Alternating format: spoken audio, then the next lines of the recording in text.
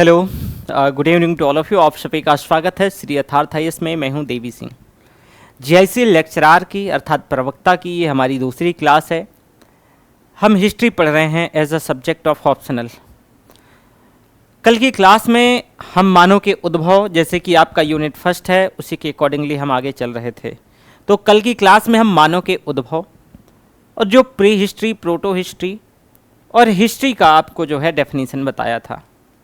फिर pre history के अंतर्गत जो कि हमें स्टोन एज यानी इसमें बताया गया था, जैसे कि जो है कि मानव और स्टोन का जो इम्प्लीमेंट्स है उसके बारे में हमें डिस्कस करना था। तो कल की क्लास में मैं आपको बताऊं कि हमने डिस्कस किया था कि भाई पुरापाषाण काल क्या है, पाषाण काल क्या है, और फिर पाषाण काल को हमने जो अलग अलग भागों में बांटा था उसी के आगे आज हम डिस्कस करेंगे। पहले आज जो है थोड़ा सा रिवाइज करवा लेते हैं। कल मैंने आपको बताया था कि जो बेटा ये पाषाण काल है, ये जो पाषाण काल है, पाषाण काल को तीन भागों में बांट सकते हैं। पुरापाषाण काल, पुरापाषाण काल, मध्यपाषाण काल, मध्यपाषाण काल और नवपाषाण काल।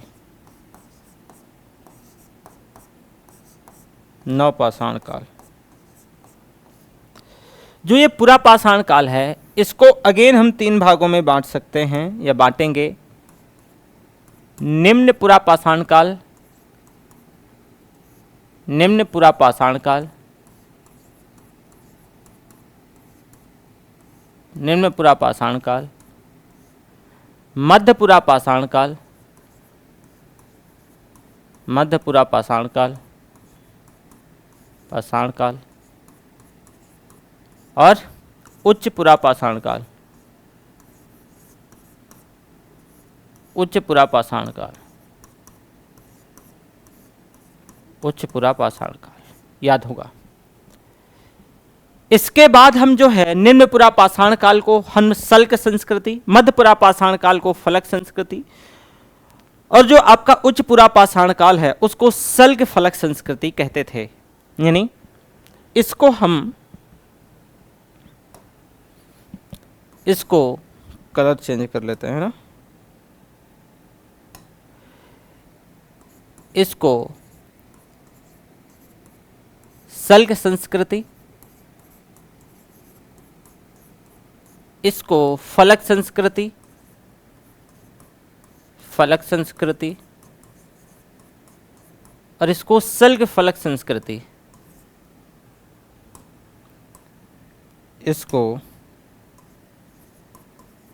सल्क फलक संस्कृति, फलक संस्कृति। कल इसके बारे में ये डिटेल में पढ़ा था। बस इस फ्रेम के माध्यम से हम ये समझने का प्रयास करेंगे, ये जो आपका फ्रेम है, कि कल रिवीजन भी हो जाएगा और थोड़ा सा चीज़ें जो है आप आगे की क्लास से, आज यानी आज की क्लास से कनेक्ट भी कर पाओगे। हम सल्क संस्कृति को सोनी घाटी या सोहन घाटी जो कि पाकिस्तान में है और बेलन घाटी, इसके बारे में हम डिस्कस कर रहे थे। यानी जो सल्क संस्कृति है तो सोनी घाटी और बेलन घाटी में क्लासीफाई ऐसे कर सकते हो। इसको सोनी घाटी, ये जो सोनी घाटी, इसी को सोहन नदी घाटी भी कहते हैं। सोनी घाटी यही जो है सोहन नदी घाटी, और ये जो सोहन नदी घाटी है अगर बात करोगे तो ये पाकिस्तान के जो सिंधु नदी की सहायक नदी है सोहन, तो सिंधु नदी की जो सहायक नदी सोहन घाटी है, ये यहीं पर जो है इसका डिपोजिशन होता है। तो यही जो है आपका जो है क्या है कि यही जो है आपकी सोनी घाटी है। दूसरा आप देखोगे तो दूसरा आपका बेलन घाटी, जो बेलन घाटी ये आपका मिर्जापुर वाला जो क्षेत्र है, ये आपका बेलन घाटी। इसको थोड़ा सा इरेज कर लेते हैं, है ना, यहाँ पे सही रहेगा। तो ये आपका हो गया बेलन घाटी। ये क्षेत्र थे प्रॉपर पर्टिकुलरली। बेलन घाटी कौन सा? मिर्जापुर वाला एरिया, मिर्जापुर वाला एरिया। इसके बाद जो ये आपका फलक संस्कृति है, और अगर आप फलक संस्कृति की बात करेंगे तो फलक संस्कृति दरअसल आपका सोन घाटी, अगेन वही सोन घाटी, साथ में बेलन घाटी, नर्मदा घाटी और तुंगभद्रा घाटी, ये इसके क्षेत्र रहे हैं। यानी इसमें अगर क्षेत्रों की बात करें, सोन घाटी, बेलन घाटी, नर्मदा घाटी और नर्मदा घाटी के साथ साथ ही आपकी सोन घाटी हो गई, बेलन घाटी हो गई, नर्मदा घाटी और तुंगभद्रा घाटी। क्या है? तुंगभद्रा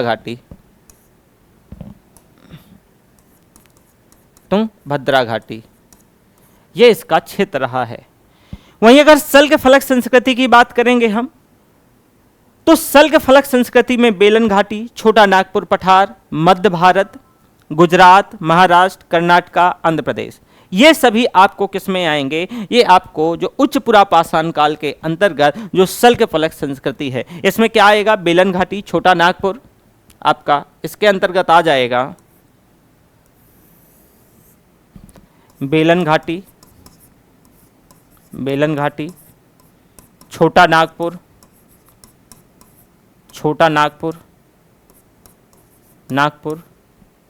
मध्य भारत, छोटा नागपुर, मध्य भारत, इसके साथ साथ आपको गुजरात, महाराष्ट्र, कर्नाटक, आंध्र प्रदेश, गुजरात, महाराष्ट्र,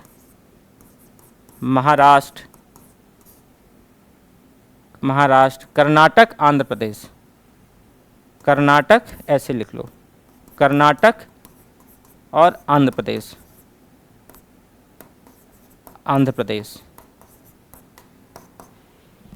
तो याद करो, ये तुम्हारी प्रमुख क्या हैं? साइट्स हैं। ये तुम्हारी प्रमुख क्या हैं भैया? ये प्रमुख साइट्स हैं। याद करो कि मैं थोड़ी सी रिवाइज करवा देता हूं, बस जल्दी से हम बढ़ते हैं, परेशान नहीं होना है। जो हमने पुरापाषाण काल को पढ़ा था, तो पुरापाषाण काल को हमने बताया था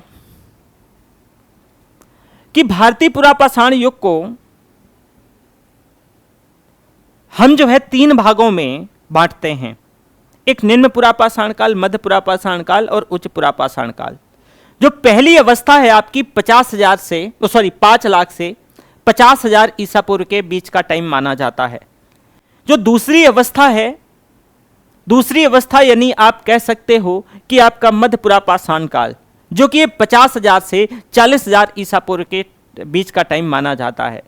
और जो तीसरी अवस्था है, ये 40,000 से 10,000 ईसा पूर्व के आसपास का टाइम माना जाता है।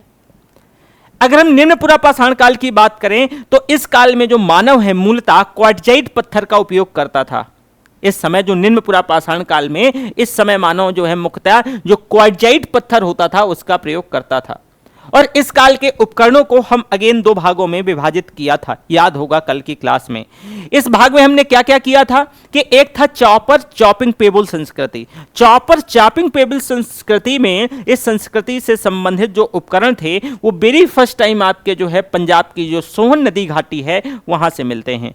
और यही वजह होती है कि वहां से मिलने की वजह से हम इसको सोहन घाटी भी कह देते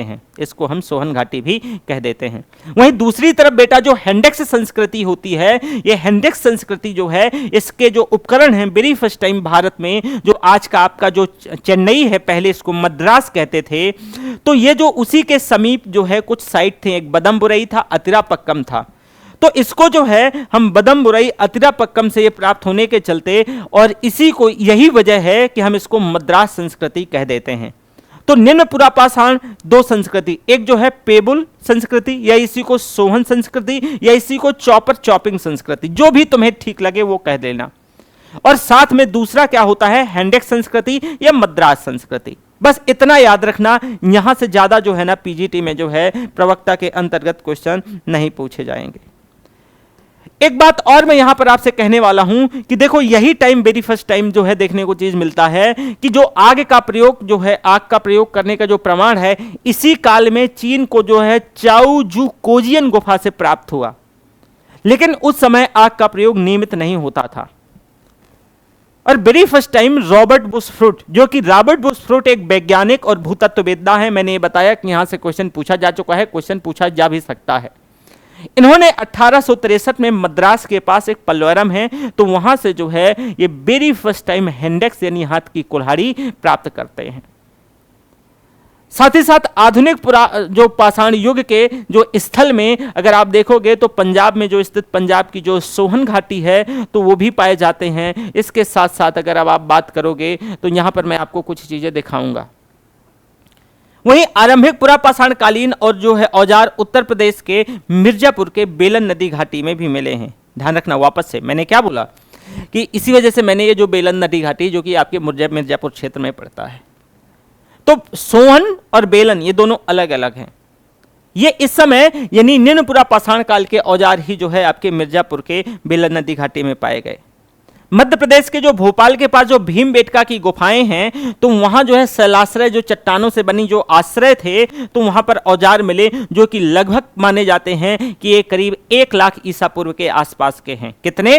1 लाख ईसा पूर्व के आसपास के हैं। साथ ही मध्य नर्मदा घाटी के जो हथनौरा जो होशंगाबाद में एक मानव की खोपड़ी मिली जो कि भारत का एकमात्र मानव जीवाश्म में, भारत का एकमात्र मानव जीवाश्म है। वहीं अगर हम दूसरे फेज में आ जाते हैं, ये आपका मध्य पुरापाषाण काल, तो मध्य, ये ध्यान रखिएगा, ये 5 लाख से आपका कितना था, ये 50,000 बीसी के आसपास का टाइम है। ये आपका 50,000 बीसी से लेकर के आपका 40,000 बीसी के आसपास का टाइम है। बीसी के आसपास का टाइम है, ध्यान रखना।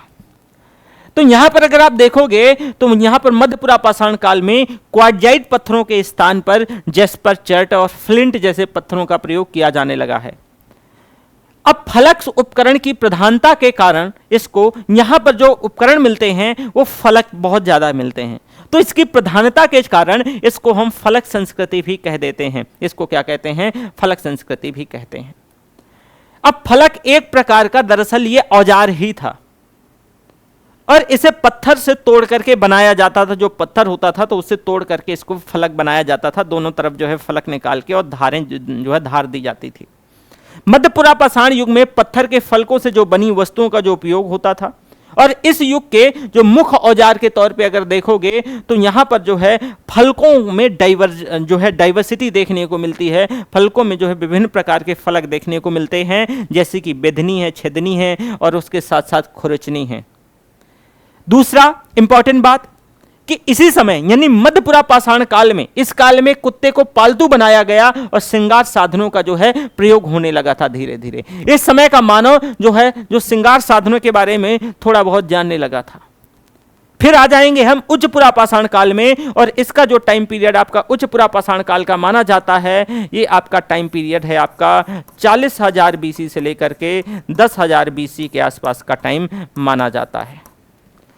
यहां पर अगर आप बात करें तो इस युग के जो उपकरण हैं वो ब्लेड की तरह पतले और एकदम धारयुक्त होते थे। इस समय मानव अपने आप को और क्या कर रहा है, लगातार रिफाइन कर रहा है और लगातार जो उसके औजार हैं उनको घिस घिस कर उनको धारदार बना रहा है, धारयुक्त बना रहा है।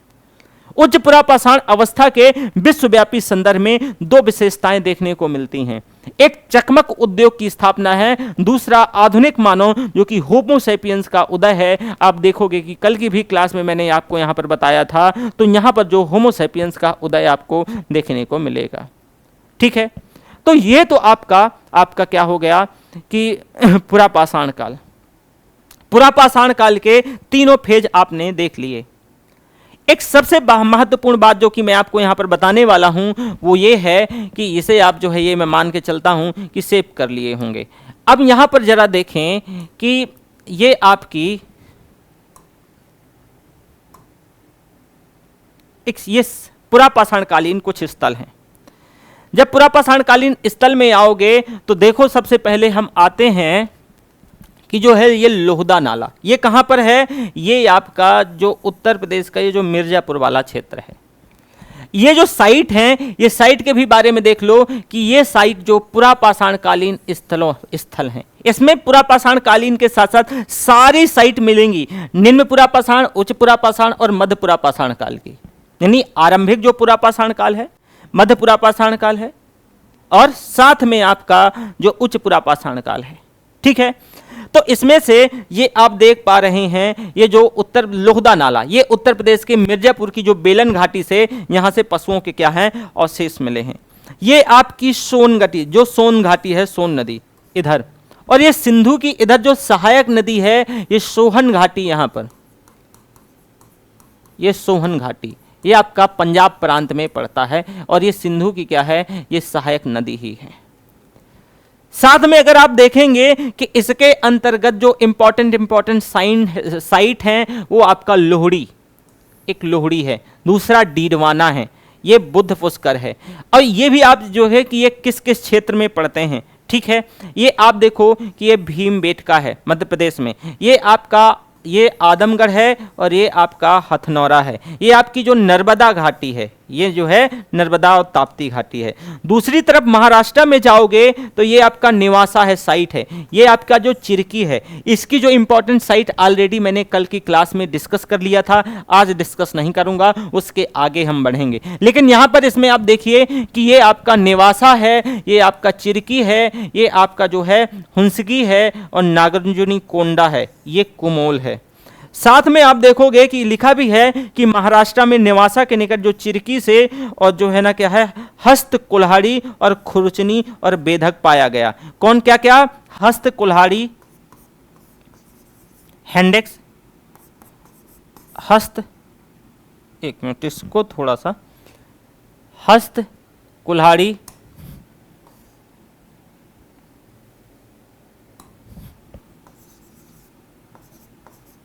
हस्त कुल्हाड़ी, साथ में आपका खुरचनी, खुरचनी और जो है बेधक, बेधक, ठीक है। कहाँ पे, आपके निवासा के निकट चिरकी में, ठीक है। तो ये आपका चिरकी है, ये आप देखो निवासा के पास जो है ये चिरकी है।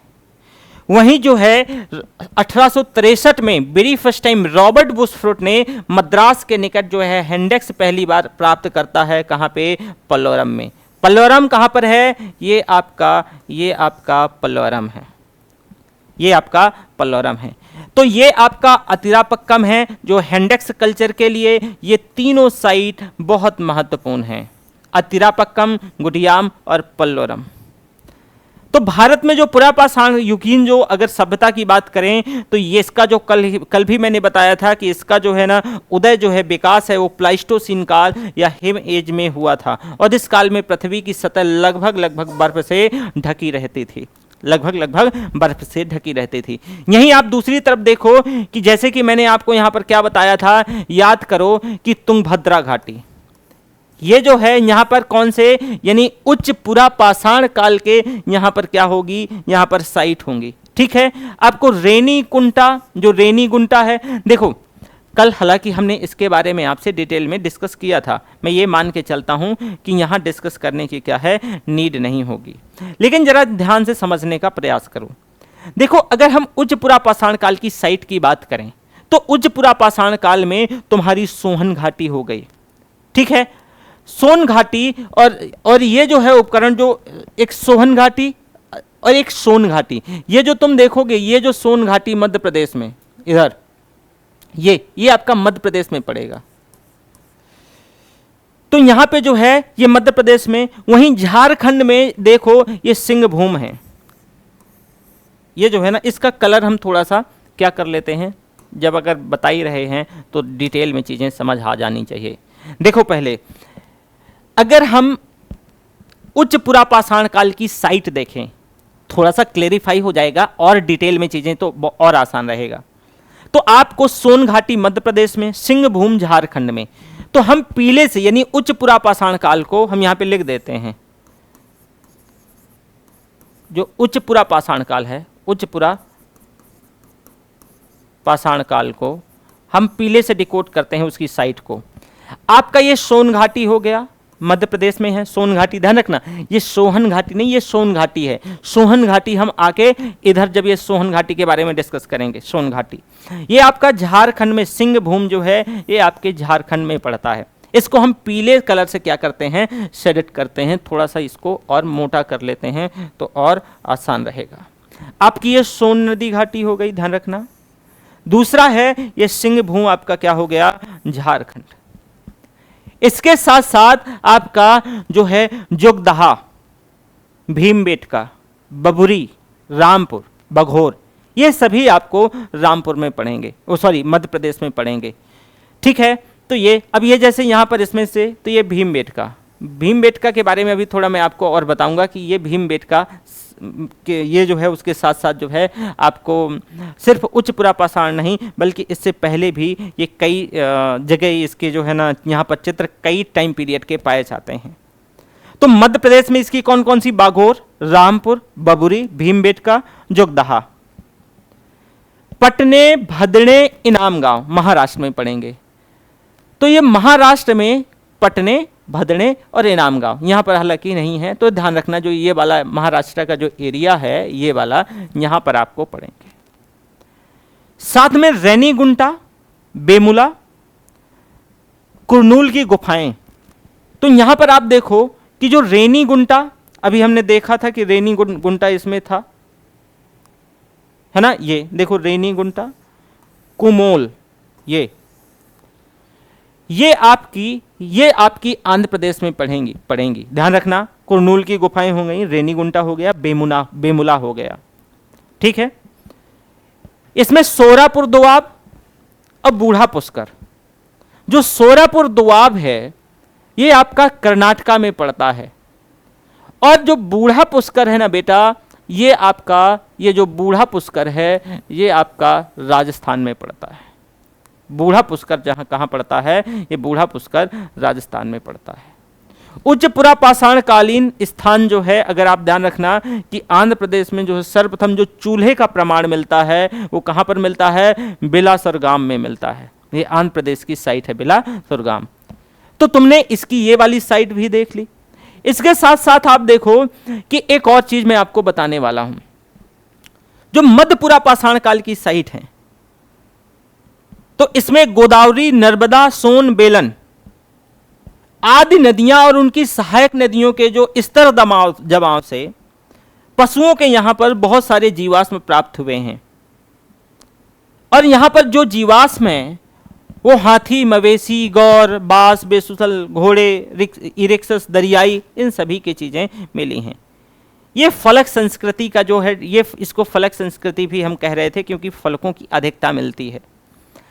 अगर यहाँ पर मध्य पुरापाषाण काल में जो उपकरण हैं तो आपका महाराष्ट्र का निवासा हो गया, झारखंड का सिंहभूम, यहाँ पर भी ध्यान रखिएगा।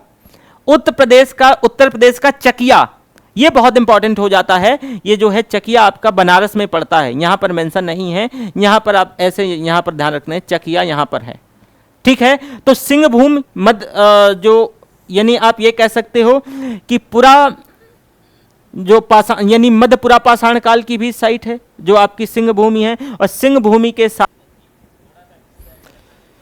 चलिए, तो हम दरअसल क्या है कि अभी बीच में लाइट चली गई थी, तो लाइट के चलते जो है आपको पता है कि थोड़ा सा जो है तो उसी में हम वीडियो ऐड हो जाएगा, तो परेशान नहीं होना है प्रॉपरली, ठीक है। हाँ, हम ये डिस्कस कर रहे थे कि देखो उच्च पुरापाषाण काल की हमने साइट मैप पे डिस्कस कर ली थी। हमें जो मध्य पुरापाषाण काल की कुछ इंपॉर्टेंट साइट है वो भी मैं बता देता हूँ, और निम्न पुरापाषाण काल की जो इंपॉर्टेंट साइट है वो भी हम डिस्कस कर लेते हैं। देखो, मध्य पुरापाषाण काल की साइट से पहले हम निम्न पुरापाषाण काल की साइट डिस्कस करें तो आपका रेनीगुंटा है, पल्लवरम है, अतिरापक्कम है, ये इंपॉर्टेंट साइट हैं, ये ध्यान रखना निम्न पुरापाषाण काल की। और एक इधर आपका ये सोन घाटी, इधर ये भाई सिंधु की सहायक नदी है जो है ना, सोहन नदी। एक सोन ये वाला अलग है, ये सोहन घाटी वाला ये अलग है, तो यहां पर भी जो है ध्यान रखना सोहन, तो ये इंपॉर्टेंट साइट है। ये वाला जो सोन है ये अलग है, ये आपका जो ये सोन है मिर्जापुर में पड़ता है, ध्यान रखिएगा, ठीक है। चलो अब आगे हम जो है ना ये डिस्कस कर लेते हैं कि मध्य पुरापाषाण काल की जो इंपॉर्टेंट साइट थी। मध्य पुरापाषाण काल की साइट में अगर देखोगे तो एक आपकी जो है ना सिंह भूमि है, एक आपका भीमबेटका है, एक आपका जो है ना महाराष्ट्र में निवासा है, और इधर आपका सौराष्ट्र जो गुजरात वाला एरिया है तो यहाँ पर सौराष्ट्र है। साथ में आंध्र प्रदेश में आपको मैंने यहाँ पर रेनीगुंटा है, ये भी ध्यान रखिएगा, ये आंध्र प्रदेश में है, ठीक है। साथ में कर्नाटक में जो है सोरापुर दोआब है, और जो है आपका राजस्थान में इधर आप देख लीजिए ये बूढ़ा पुष्कर है, ये आपका बूढ़ा पुष्कर है। जब आप मेंस आंसर राइटिंग करें तो मेंस आंसर राइटिंग में अगर ये चीज पूछना है तो बड़ा सिंपल सा ध्यान रखना है कि आपने जो है एक मैप बनाया सिंपल सा भारत का, और मैप बना के आपको मेजर अब चीजें याद रहेंगी कि भाई आपका जो है इधर देख लो कि ये आपका तमिलनाडु में जो है पल्लोरम और अतिरापक्कम है, इतना याद रखना, दो मेजर साइट हैं। तुरंत आप यहां पर मैप बनाया और इधर आप सोहन घाटी दर्शा दिए। इसके बाद तुरंत आप जो है मध्य भारत में आ जाओ तो आपको भीमबेटका दिखाना है, सोहन नदी घाटी दिखाना है, इसी के ऊपर चकिया दिखाना है, और इधर जो है आपका ये सिंह भूमि आपको इधर दिखा दो, इधर आपका सौराष्ट्र वाला क्षेत्र दिखा दो, इधर निवासा में चिरकी और इधर जो है हुंसी दिखा दो। ठीक है, अगर तुमने और साथ में जो है ये आदमगढ़ और हथनौरा, अगर मेजर चीजें तुमने ये दिखा दी तो मेंस पॉइंट ऑफ व्यू से मैं अगेन बोल रहा हूं जो एग्जामिनर होगा एकदम खुश हो जाएगा। हमेशा आपको स्मार्ट आंसर राइटिंग का प्रयास करना है, जो स्मार्ट आंसर राइटिंग है। ठीक है, और अगर स्मार्ट आंसर राइटिंग करते हैं, कल मैंने इन साइट के बारे में डिस्कस भी किया था और आपसे बताया था कि जो है मैप में हम डिस्कस करेंगे। ठीक है, तो ये आप ध्यान रखना है। अब हम स्टार्ट करते हैं जो आज हमें एक्चुअल में पढ़ना है। आज की क्लास अब स्टार्ट यहां से होगी। हमें जो है ना मध्य पाषाण काल, मध्य पाषाण काल, मध्य पाषाण काल या इसी को मीजोलिथिक एज कहते हैं। इसका जो टाइम पीरियड है मध्य पाषाण काल का वो बेटा 40,000 से 10,000 बीसी माना जाता है। 40,000 से 10,000 बीसी माना जाता है। अब मध्य पाषाण काल के जो पाषाण उपकरण हैं वो अपेक्षाकृत बेटा छोटे आकार के होते थे। देखो, जब पुरापाषाण का मानव है तो उपकरण बड़े बड़े बना रहा है, जो है बेधक है, खुरचनी है, फलक है, और बड़े पत्थरों के बड़े बड़े औजार बना रहा है। इस समय मानव धीरे धीरे अपने आप को क्या कर रहा है, रिफाइन कर रहा है, धीरे धीरे अपने आप को क्या है कि और विकसित कर रहा है। जब विकसित कर रहा है तो कल की भी मैंने क्लास में बताया था, तो इस समय मानव क्या करेगा कि इसको अब जो है फेंक के, यानी छोटे हथियारों की जरूरत पड़ने लगी, ये हथियार छोटे बनाने लगेगा। तो भाई होता क्या है कि मध्य पाषाण काल के जो पाषाण उपकरण हैं अपेक्षाकृत, ध्यान रखना मैं अगेन बोलूं, अपेक्षाकृत पूर्व पाषाण काल से छोटे हैं, और यही वजह है कि छोटे होने की वजह से इसको लघु पाषाण उपकरण या इसको माइक्रोलिथ कहा जाता है। लघु पाषाण उपकरण या इसको माइक्रोलिथ कहा जाता है। यानी आप ऐसे कह सकते हो कि जो मध्य पाषाण काल है, मध्य पाषाण काल के उपकरण, काल के उपकरण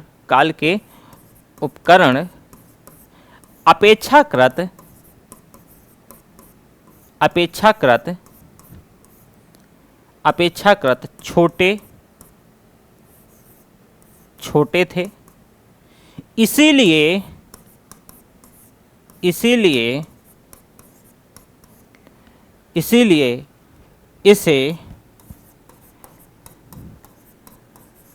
लघु पाषाण उपकरण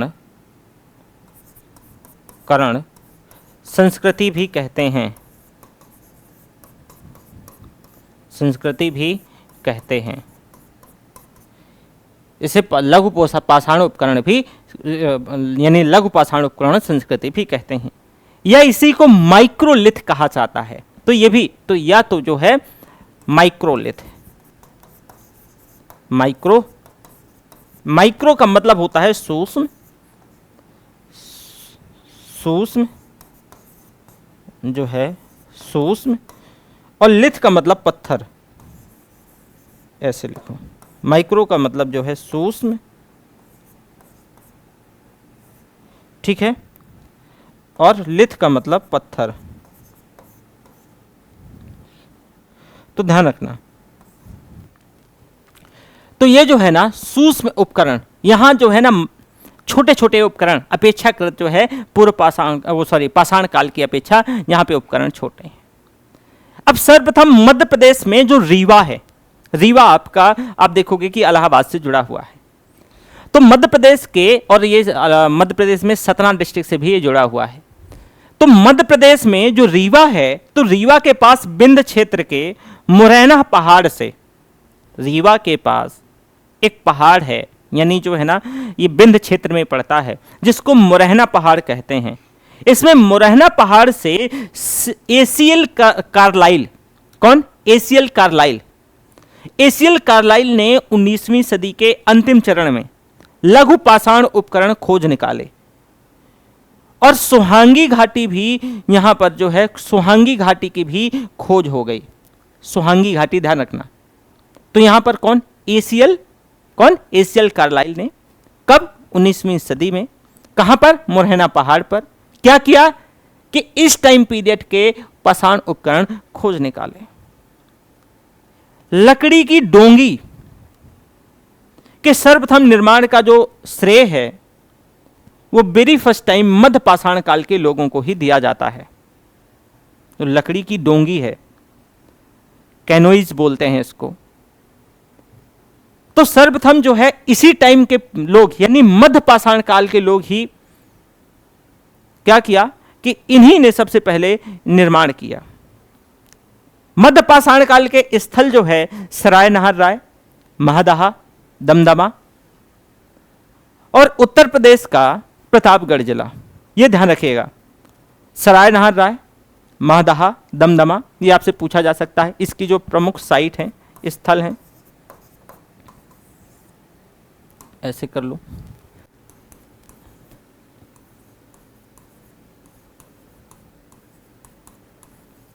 मध्य पाषाण काल का जो प्रमुख स्थल हैं सराय नहर राय, सराय नहर राय, दमदमा, सराय नहर राय, दमदमा। इसके साथ साथ आपका दमदमा के साथ जो है ना महदहा, क्या है? महदहा, महदहा, ये इसकी प्रमुख साइट है, ये इसकी प्रमुख साइट है। इसके साथ साथ मध्य पाषाणकालीन जो मानव हैं ये आखेटक है और पशुपालक है।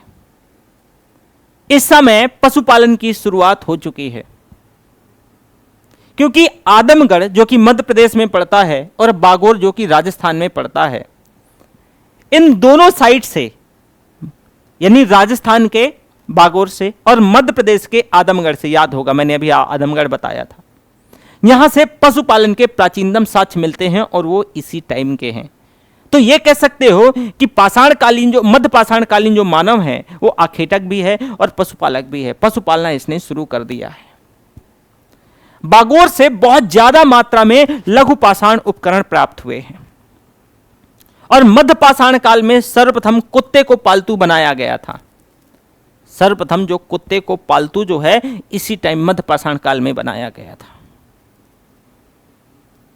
सराय नहर राय जो है ये आपके उत्तर प्रदेश के प्रतापगढ़ डिस्ट्रिक्ट में पड़ता है। तो यहां से स्तंभ गर्त युक्त झोपड़ी के साक्ष्य मिले हैं सराय नहर राय से। मानव अस्थि पंजर का सबसे पहला जो साक्ष्य है, जो मानव अस्थि पंजर का ध्यान रखना, यह आपका प्रतापगढ़ के उत्तर प्रदेश के सराय नहर राय और महदहा से प्राप्त हुआ है।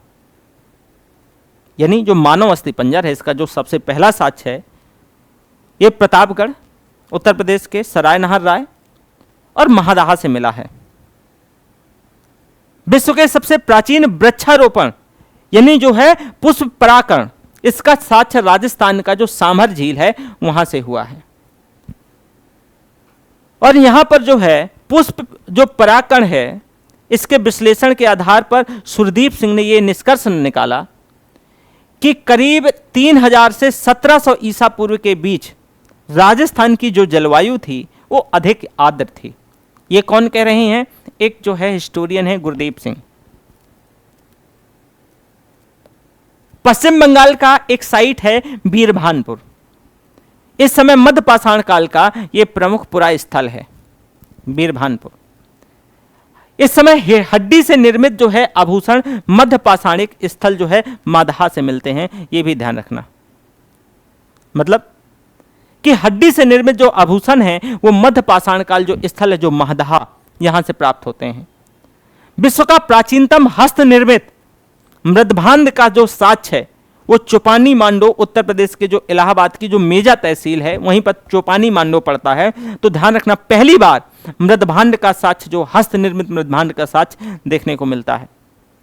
दमदमा से जो है त्रिमानव समाधि का साक्ष्य, त्रिमानव, 3 मानव समाधि का साक्ष्य कहां से? दमदमा से मिलेगा। यहां से क्वेश्चन बनेंगे, ध्यान रखना। शिकार करते समय नृत्य करता मानव, और साथ में जो है ना कि गैड़ा का शिकार करता हुआ मानव, इसके जो चित्र हैं वो भीमबेटका से मिले हैं।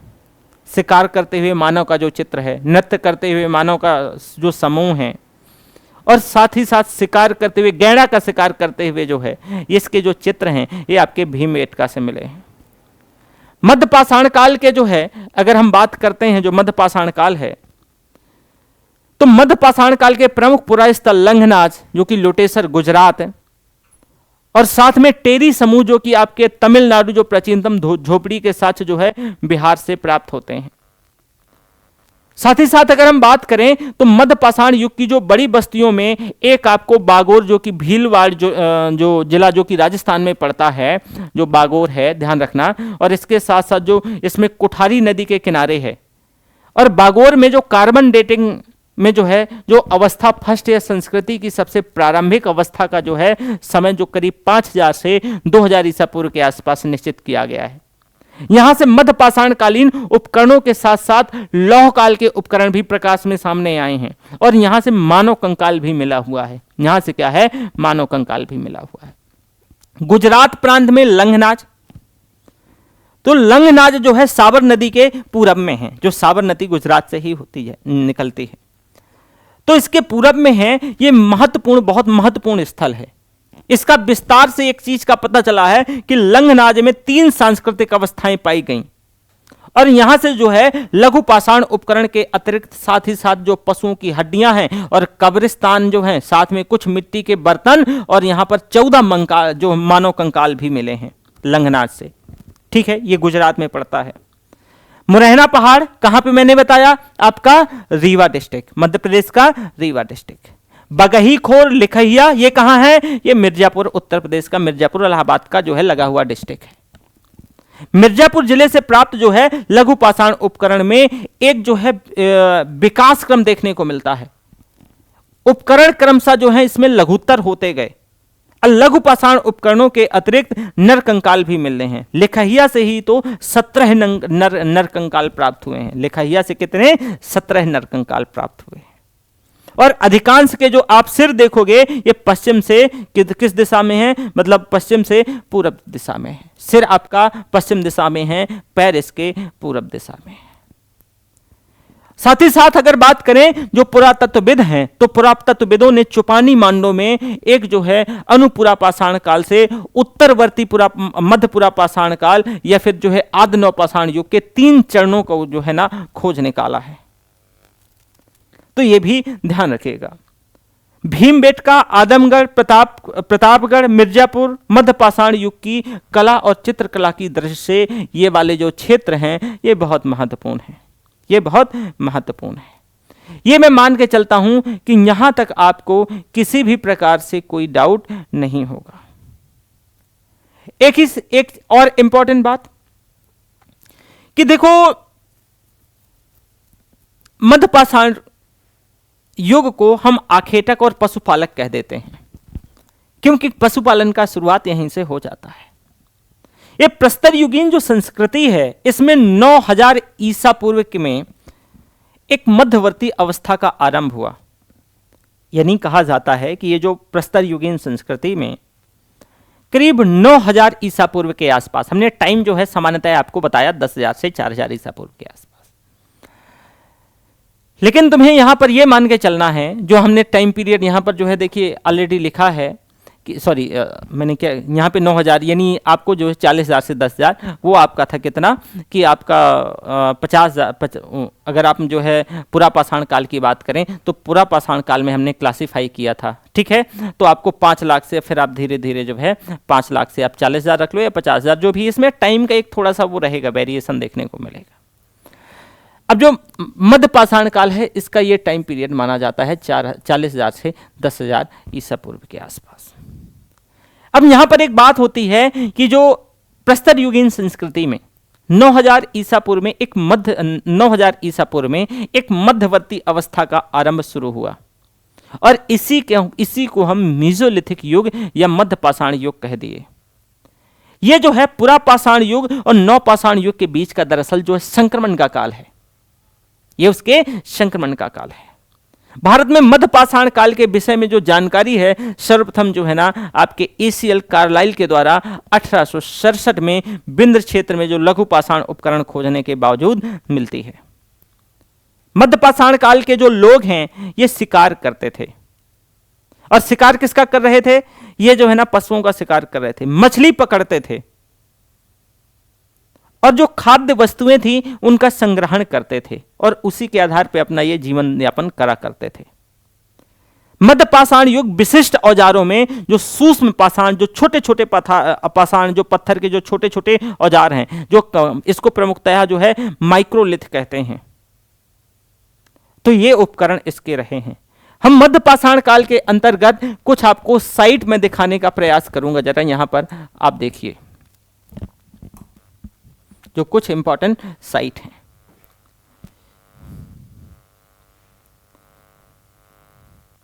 ये देखो, ये आप देखो कि इस समय की ये जो है ना ये प्राचीनतम क्या है कि साइट है। देखो बागोर से, ध्यान रखिएगा, ये जो आपका बागोर है, यहां से मकान बनाने का प्राचीनतम साक्ष्य है। विश्व में मिट्टी के बर्तन का प्राचीनतम साक्ष्य अभी मैंने क्या बताया था आपको, कहां से? चोपानी मांडो से। ऐसे ऐसे ये चीजें ध्यान रखिएगा। मतलब चोपानी मांडो से क्या है, विश्व में जो है मिट्टी के बर्तन का प्राचीनतम साक्ष्य मिलेगा तुमको। मकान बनाने का प्राचीनतम साक्ष्य तुमको कहां से मिलेगा?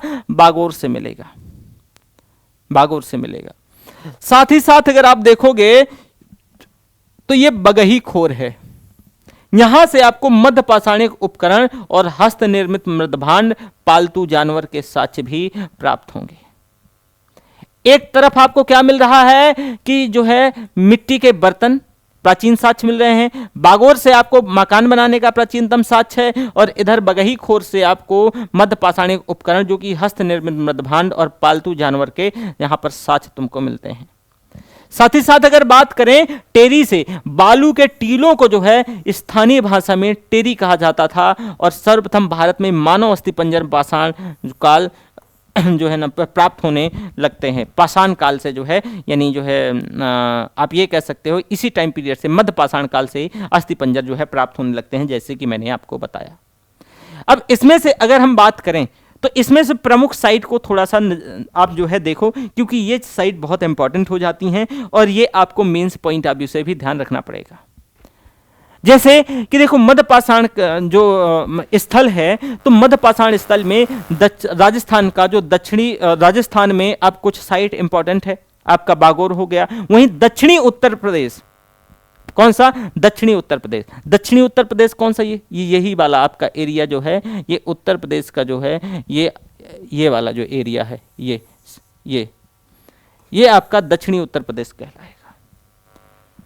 और मध्य और पूर्वी भारत, ये आपका जो पूर्वी भारत, इधर वाला जो क्षेत्र ये पूर्वी भारत में आ जाएगा, और इधर आपका जो मध्य भारत में आ जाएगा।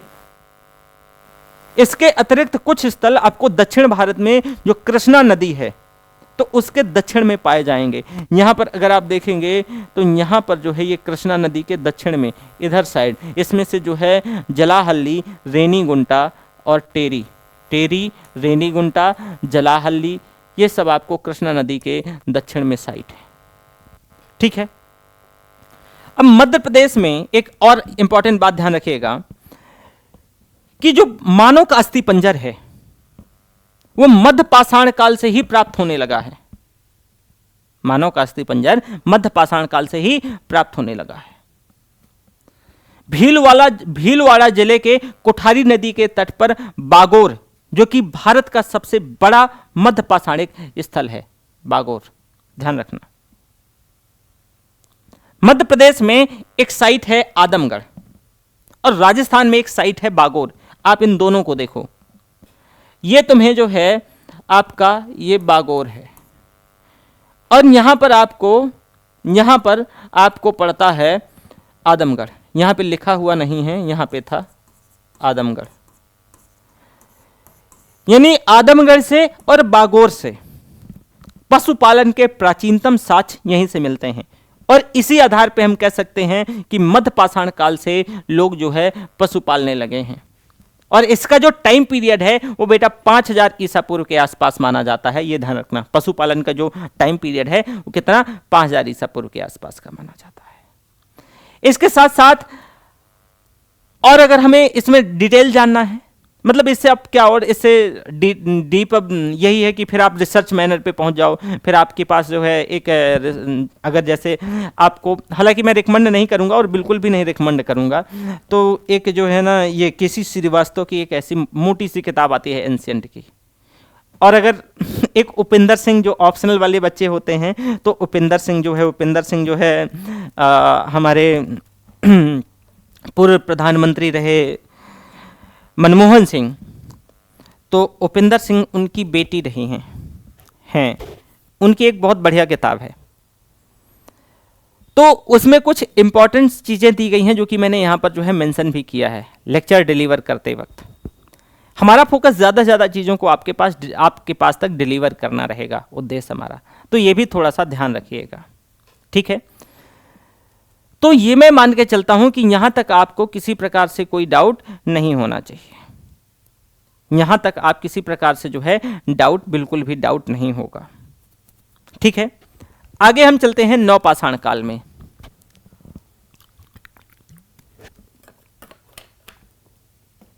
देखो जरा नवपाषाण काल क्या है।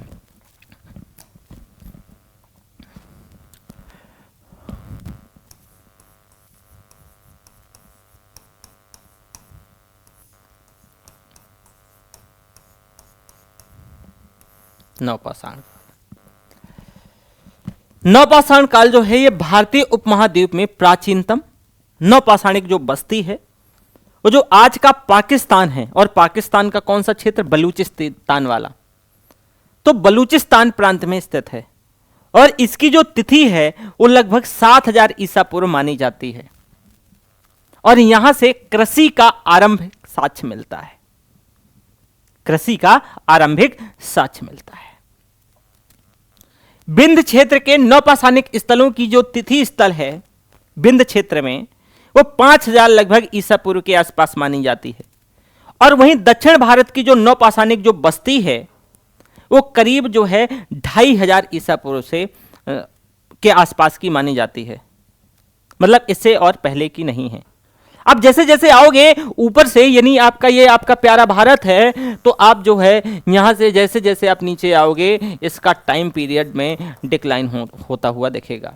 अब देखो कि ये मेहरगढ़ जो है, मेहरगढ़, इस मेहरगढ़ में आपको जो कृषि के प्राचीनतम साक्ष्य हैं, कृषि के जो प्राचीनतम साक्ष्य हैं वो 7000 बीसी के हैं। वहीं अगर आप मध्य भारत में आते हो तो मध्य भारत में आप देखोगे जो विंध्य वाला क्षेत्र है, तो विंध्य क्षेत्र में जो है ना इस समय जो है लगभग जो इसका नवपाषाणिक स्थलों की जो तिथि है, यानी जो विंध्य क्षेत्र है, जो है विंध्य क्षेत्र है, विंध्य क्षेत्र में जो नवपाषाणिक बस्ती हैं,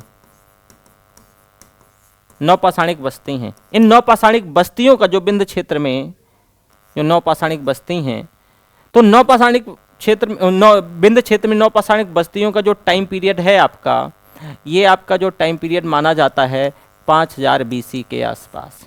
वहीं आप दक्षिण भारत में आओगे तो इस समय यहाँ के जो स्थलों का जो टाइम पीरियड है वो आपको 2500 बीसी के आसपास का माना जाता है, 2500 बीसी के आसपास का माना जाता है, ठीक है।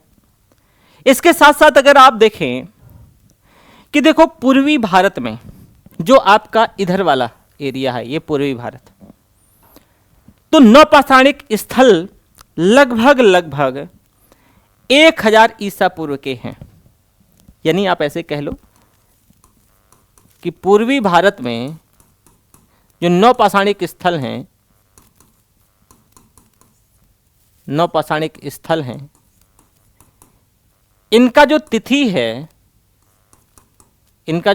है, कब का माना जा रहा है? 1000 BC के आसपास का माना जा रहा है। 1000 BC के आसपास का माना जा रहा है। ठीक है, 1000 BC के आसपास का माना जा रहा है। इसी को वैश्विक संदर्भ में अगर बात करें तो विश्व के संदर्भ में नौपाषाण युग की जो शुरुआत है वो करीब 9000 BC के आसपास मानी जाती है। अगर आपसे कोई पूछे तो विश्व संदर्भ में जो नौपाषाण काल है, नौपाषाण काल का जो टाइम पीरियड है वो 7000 विश्व परिदृश्य में, ये जो है विश्व संदर्भ में 9000 BC का है। वहीं भारतीय उपमहाद्वीप के संदर्भ में,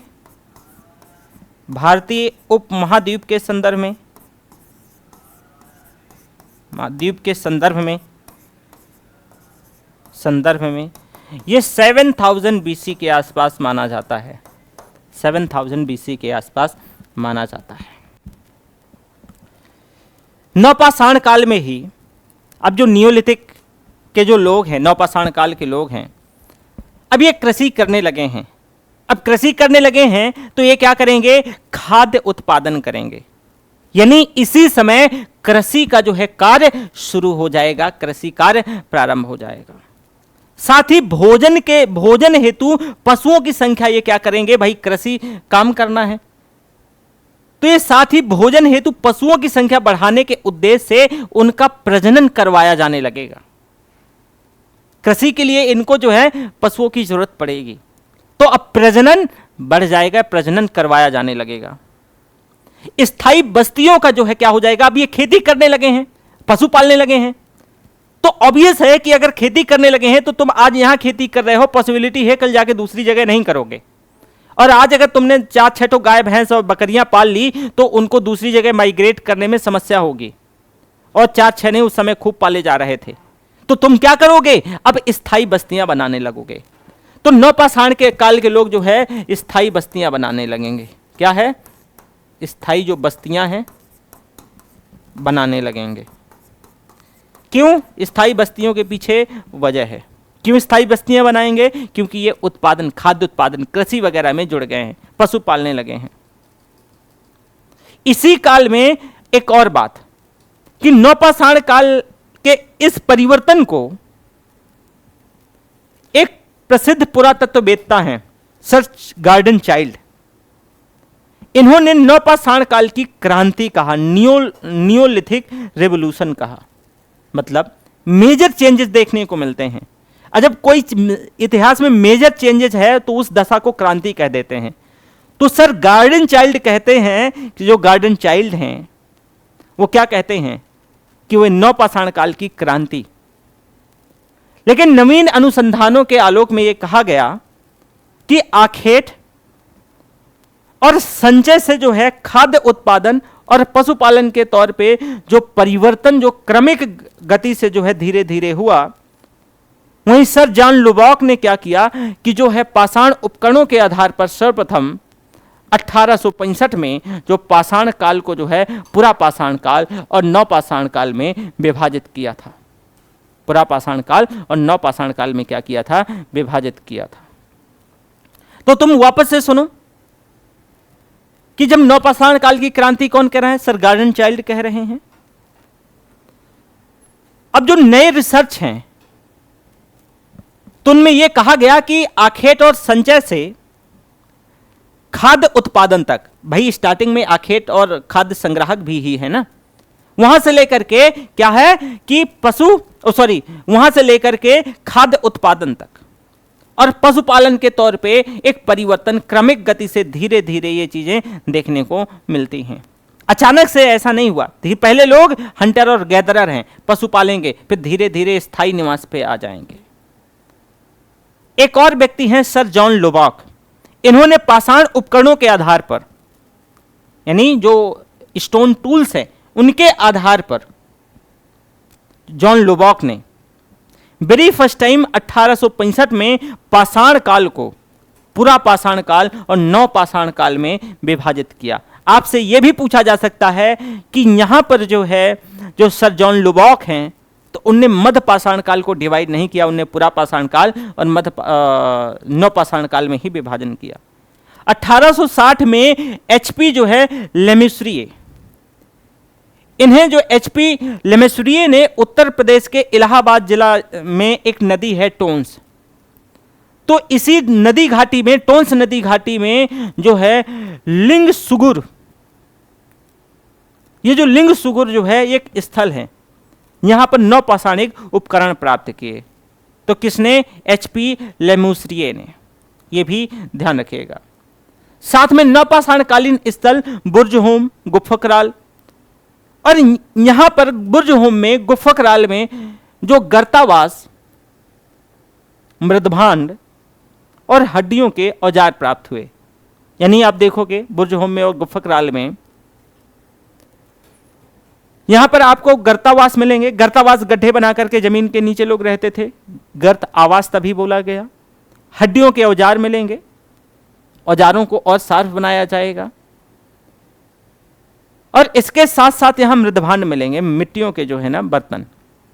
बुर्जहोम से मानव समाधान के साथ साथ कुत्ते के दफनाने का भी साक्ष्य मिलेगा। कोल्डिहवा जो कि इलाहाबाद के पास पड़ता है, इलाहाबाद में, यहां से चावल का प्राचीनतम साक्ष्य मिला और उसका टाइम पीरियड करीब 6000 ईसा पूर्व के आसपास माना जाता है। कोल्डिहवा, ध्यान रखना, चावल का प्राचीनतम साक्ष्य कहां से मिलेगा? कोल्डिहवा से। एक साइट है चिरांद, बिहार में, जरा इसको देखते जाओ।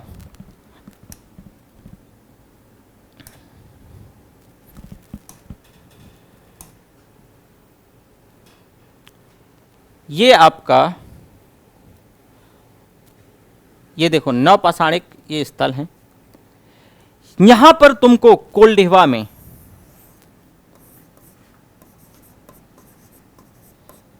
चावल के प्राचीनतम साक्ष्य, चावल के प्राचीनतम साक्ष्य तुमको कहां से मिल रहे हैं? कोल्डिहवा। तो ये भी ध्यान रखिए, चावल, ये कोल्डिहवा कहां पड़ रहा है? ये उत्तर प्रदेश का जो इलाहाबाद वाला एरिया है। टाइम पीरियड क्या है? 6000 बीसी के आसपास का, 6000 बीसी के आसपास का। यहां यहीं का है चावल का साक्ष्य मिल रहा है।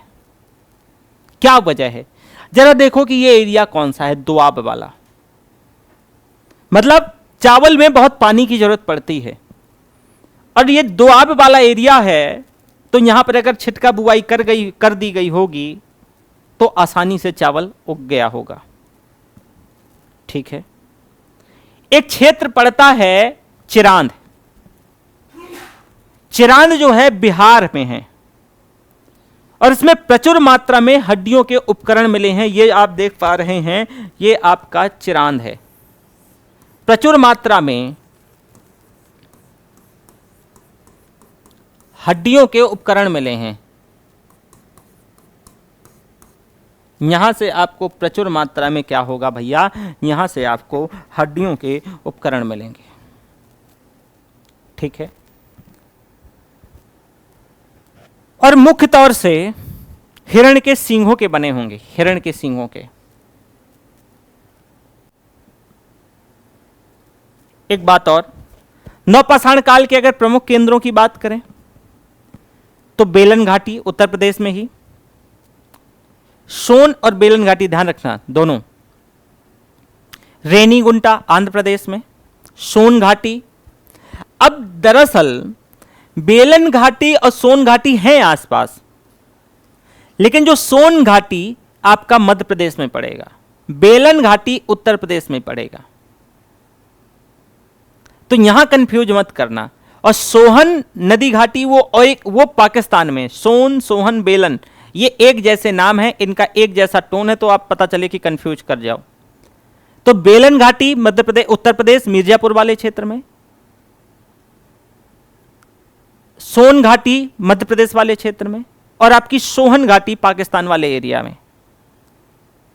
सिंह भूमि झारखंड में ये प्रमुख साइट है। चिरांद जो कि बिहार में, पिक्लीहल, ब्रह्मगिरी, हल्लूर और टेक्कलकोट्टा ये कर्नाटका में।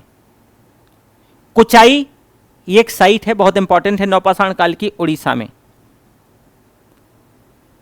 इसमें दाओसाली हेडिंग असम में।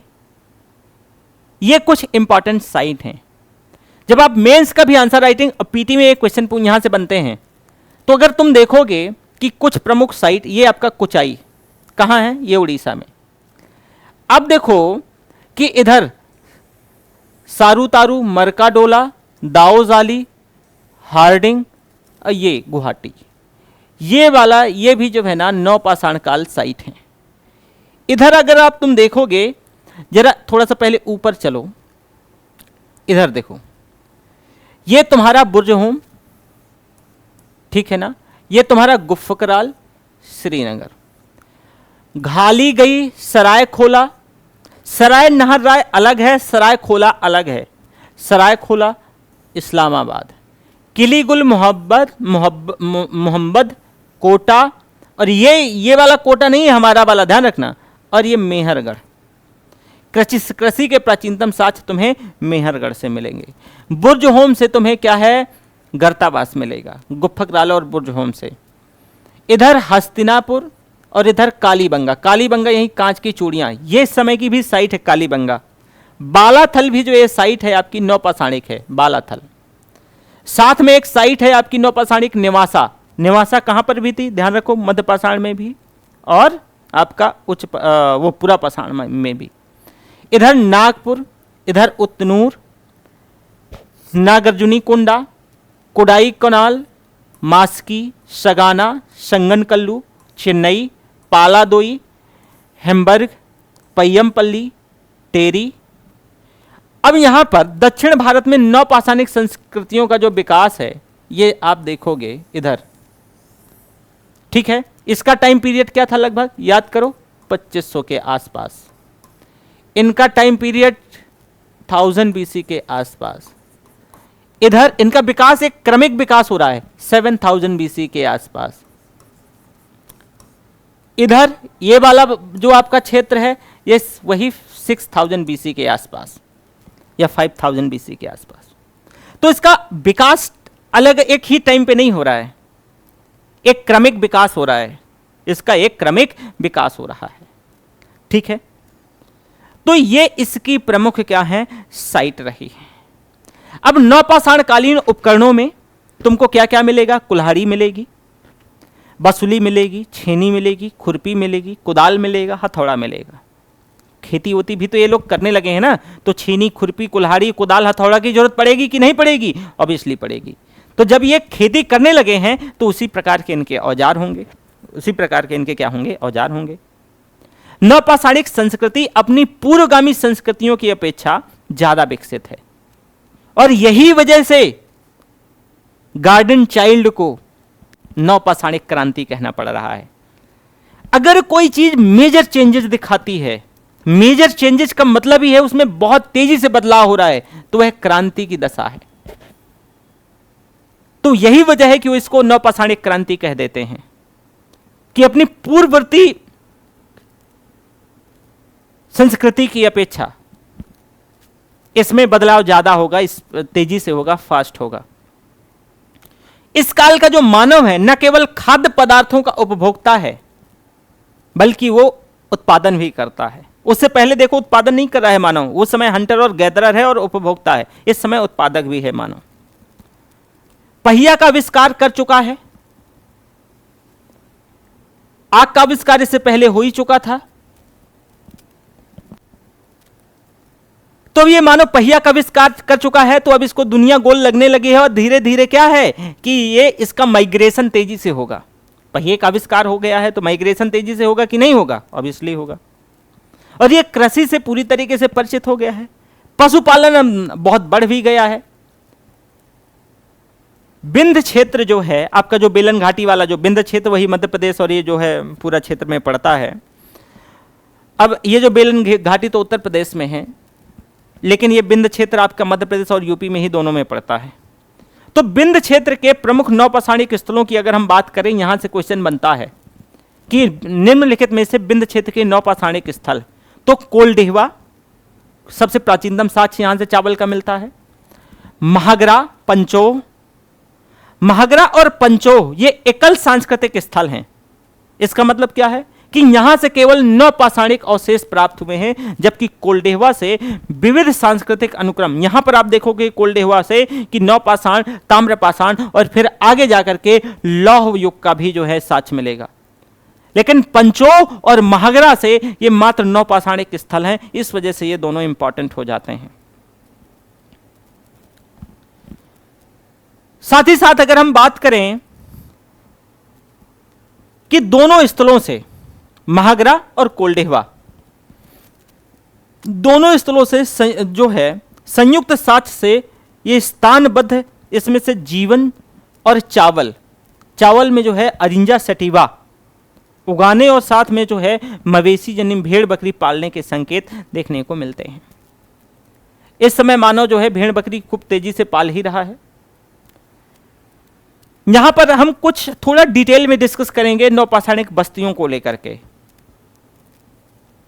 अगर हम बात करें 9 पाषाणिक बस्तियों में, तो बेटा भारतीय उपमहाद्वीप में 9 पाषाणिक बस्तियां 7000 ईसा पूर्व से लेकर के 1000 ईसा पूर्व के आसपास तक मिलती हैं, जो कि मैंने एक क्रमिक विस्तार आपको बताया कि आप जो है एकदम उत्तर भारत में चलोगे तो उस समय उत्तर भारत में जैसे मेहरगढ़ है और ये गुफकराल और ये आपका बुर्ज होम है, ये 7000 बीसी के आसपास की हैं। मध्य भारत में 6000 बीसी के आसपास तुम आ जाओगे और फिर धीरे धीरे दक्षिण भारत में 2500 बीसी और आपको जो है पूर्वोत्तर में क्या कहो, पूर्व में कहो तो पूर्व जो है पूर्वोत्तर भारत, तो वहां पर आपको 1000 बीसी के आसपास। तो इस वजह से आप कह सकते हो कि भारतीय उपमहाद्वीप में जो 9 पाषाणिक बस्तियां हैं वो 7000 बीसी से लेकर के 1000 बीसी तक की मिलती हैं।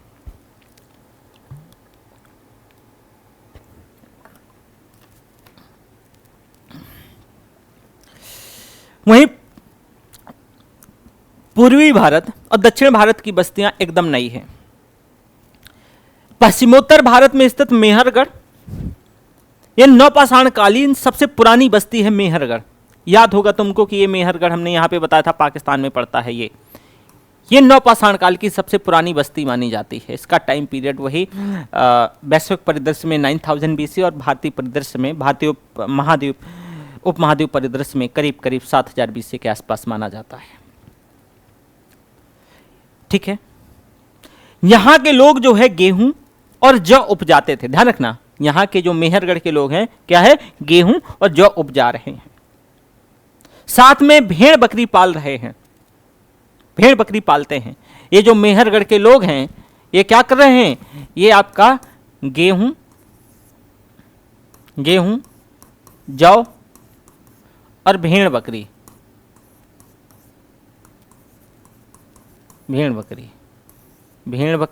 गेहूं और जौ उपजा रहे हैं और भेड़ बकरी पाल रहे हैं।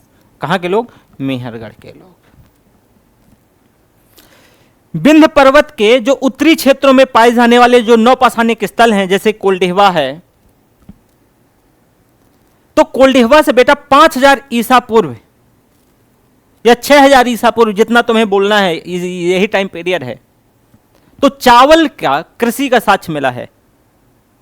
यहां से चुपानी मांडो और महागरा से भी 9 पाषाणिक संस्कृति के साक्ष्य मिले हैं, महागरा और चुपानी मांडो।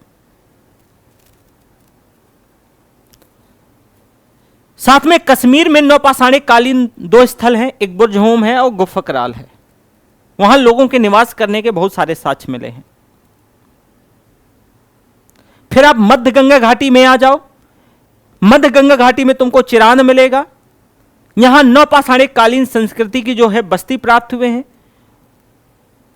और अन्य बस्तियां भी हैं, जैसे कि चेचर है, बिहार में ही पड़ता है, बहुत इंपॉर्टेंट है, ध्यान रखिए, यहां से क्वेश्चन बनता रहा है।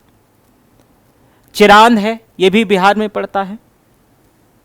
शनिवार है और तारनदेव है, शनिवार और तारनदेव। तुम गोदावरी नदी के दक्षिण में चले जाओगे, इधर ये तुम्हारी इधर जो है गोदावरी नदी हो जाएगी।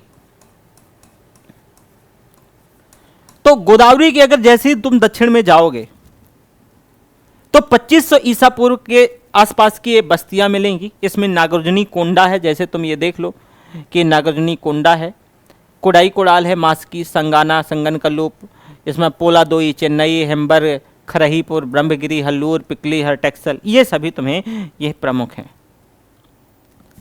साथ में अगर तुम उधर जा रहे हो कि पूर्व भारत में, पूर्वोत्तर भारत कह लो, असम हो गया, मेघालय की गारो की जो पहाड़ियां हैं उनमें नौपाषाण लोगों की बस्तियों की खोज हुई है, जिसमें से दाऊजाली हेरिंग सबसे प्रमुख है। यहां से क्वेश्चन बनता आ रहा है, ये जैसे कि तुम देख पा रहे हो, ये दाऊजाली हेरिंग, ये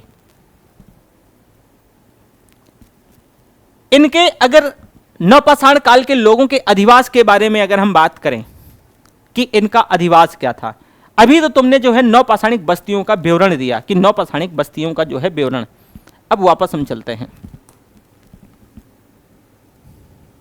ध्यान रखना, तुम्हें अब ये मेंस पॉइंट ऑफ व्यू से चीजें तैयार कर रहे हो लगातार, और पीटी पॉइंट ऑफ व्यू से तो कोई फैक्ट छूटना नहीं चाहिए। तुमने क्या किया, नौपाषाण कालीन बस्तियों का विवरण मैंने दे दिया है, बस्तियों का विवरण, ये नोट्स भी मिल जाएगा, इसको लेकर के परेशान नहीं तुम्हें होना है। तो एक पॉइंट हो गया। दूसरा पॉइंट की अधिवास को लेकर के, इनका अधिवास वाला क्या सीन है। देखो, नौपाषाण कालीन बस्तियों में रहने वाले लोग, जो नौपाषाण कालीन बस्ती हैं, तो उसमें रहने के लिए ये लोग जो है गर्तावास, यानी जो है जमीन खोद करके घर बनाते थे। और ये आपको साक्ष्य कहां से मिलेगा, गुफा कराल और बुर्ज होम। मध्य गंगा घाटी में जो नौपाषाणिक लोगों ने घास फूस की झोपड़ियां बनाई, अभी मैं बताऊंगा उसके पीछे वजह क्या है। तो घास फूस की झोपड़ियां बनाई और रहना शुरू कर दिया। इसके साक्ष्य तुम अगर देखोगे तो स्तंभ गर्त के तौर पे कोल्डेहुआ में, चौपानी मांडो में, सराय नहर राय में मिलते हैं। दक्षिण भारत में जो नौपाषाणिक लोगों ने मौसमी शिविरों में रहना पसंद किया, मौसमी शिविरों में रहना पसंद किया, और ये अपने शिविर के चारों ओर खंभे गाड़ करके मवेशी के बाड़े बनाते थे, मवेशी रखते थे, और मवेशियों के जो गोबर है इसको बड़े पैमाने पर जलाते थे। जब मवेशियों का गोबर बड़े पैमाने पर जलाते थे तो क्या बन जाएगा, राख, राख का टीला। तो तुम यहां पे देखोगे एस माउंड मिलेंगे, राख का टीला, इसके तौर पे जो पिकली हल से मिलेगा, क्योंकि ये पशु तो पाल ही रहे हैं। उत्तर पश्चिमी भारत की जो नौपाषाणिक बस्तियां हैं, मेहरगढ़, यहां से कच्ची ईंटों की जो है बनी संरचना मिलेगी, यानी यहां के लोग कच्ची ईंटों के बारे में जान गए हैं, कच्ची ईंटों के घरों में रहने लगे हैं, और ये सबसे पहले कृषि कर रहे हैं। तो धीरे धीरे आकर के ये कृषि में और माहिर हो जाएंगे। और जब कृषि में माहिर हो जाएंगे तो क्या होगा, खुद ही सोचो, सरप्लस बचेगा, अधिशेष बचेगा, अधिशेष बचेगा तो ये अन्नागार बनाएंगे। यानी अधिवास में तुम ऐसा देखो, अधिवास के अंतर्गत कि तुम सबसे पहले देखो कि उत्तर भारत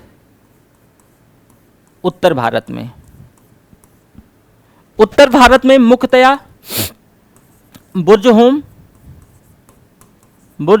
और गुफा कराल,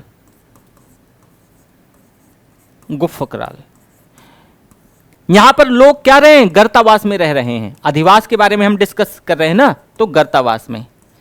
तुम जरा ये बताओ कि इनको गर्तावास में रहने की क्या जरूरत है। भाई नौपाषाण कालीन लोग हैं और ये गर्तावास में क्यों रहना चाह रहे हैं, कोई तो वजह होगी गर्तावास में रहने की। इनका मन क्या है गर्तावास में रहने के पीछे का, क्यों, क्योंकि देखो बुर्ज होम और गुफा कराल कहां है, ये आपका पड़ेगा, ये आपका कश्मीर वाले क्षेत्र में। यहां क्या पड़ती है, यहां पड़ती है बेटा ठंड, यहां है ठंड जम के। अब ठंड से कैसे बचेंगे, तो ये क्या करेंगे, जमीन में गड्ढा खोद करके, जमीन में गड्ढा खोद करके अपना आवास बनाएंगे, जमीन में गड्ढा खोद करके अपना आवास बनाएंगे। तुम आ जाओगे मध्य भारत में, मध्य भारत के लोग घास फूस की झोपड़ी बनाएंगे, गंगा वाले मैदान में या मध्य भारत कह लो, तो ये घास फूस की झोपड़ी बनाएंगे, घास फूस की झोपड़ी। अब ये जो घास फूस की झोपड़ी क्यों बनाएंगे? क्योंकि यहां का टेम्परेचर लगभग सामान्य रहता है, तो ये घास फूस की झोपड़ी बना करके और रहेंगे। इसमें से कौन कौन सी साइट पड़ेगी? सराय नहर, कोल्डिहवा और चुपानी मांडो। कोल्डिहवा, सराय नहर राय और चुपानी मांडो।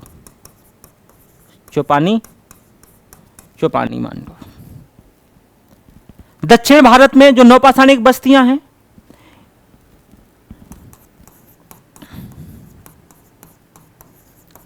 दक्षिण भारत में ये लोग मौसमी शिविरों में रह रहे हैं, मौसमी शिविरों में रह रहे हैं। अब जरा समझने का प्रयास करो, यहां के लोग क्या कर रहे हैं? खूब पशुपालन कर रहे हैं। भाई नौपाषाणिक लोग पशुपालन कर रहे हैं और शिविरों में रह रहे हैं, मौसमी शिविरों में। तो मौसमी शिविरों में एक साथ रह रहे हैं, शिविर में आप एक ही साथ रहते हो ना, तो मौसमी शिविरों में एक साथ रह रहे हैं, यानी इनके सभी के पशु क्या हो गए? इकट्ठा हो गए। जरा खुद सोचो ना, पशु क्या देंगे? गोबर देंगे। ये क्या करेंगे कि गोबर एक जगह डाल देंगे और उसमें लगा देंगे आग, और आग लगा देंगे तो बन जाएगा राख का टीला। तो इधर देखोगे नौपाषाणिक बस्तियों में तुमको राख के टीले दिखाई देंगे, राख के टीले, जैसे पिकली हल इसका एक बेहतरीन उदाहरण है। साथ में उत्तर पश्चिम में लोग क्या कर रहे हैं?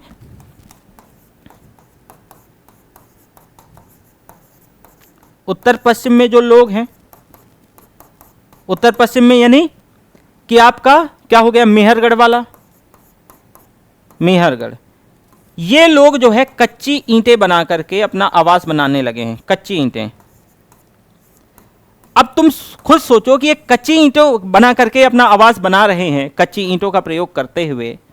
तो ये जब कच्ची ईंटों का प्रयोग कर रहे हैं बाबू भैया, तो यहां समझने का एक प्रयास करो तुम कि ये आपसे, ये भाई पहले की बस्ती है, तो ये आपसे ज्यादा विकसित हो गए हैं।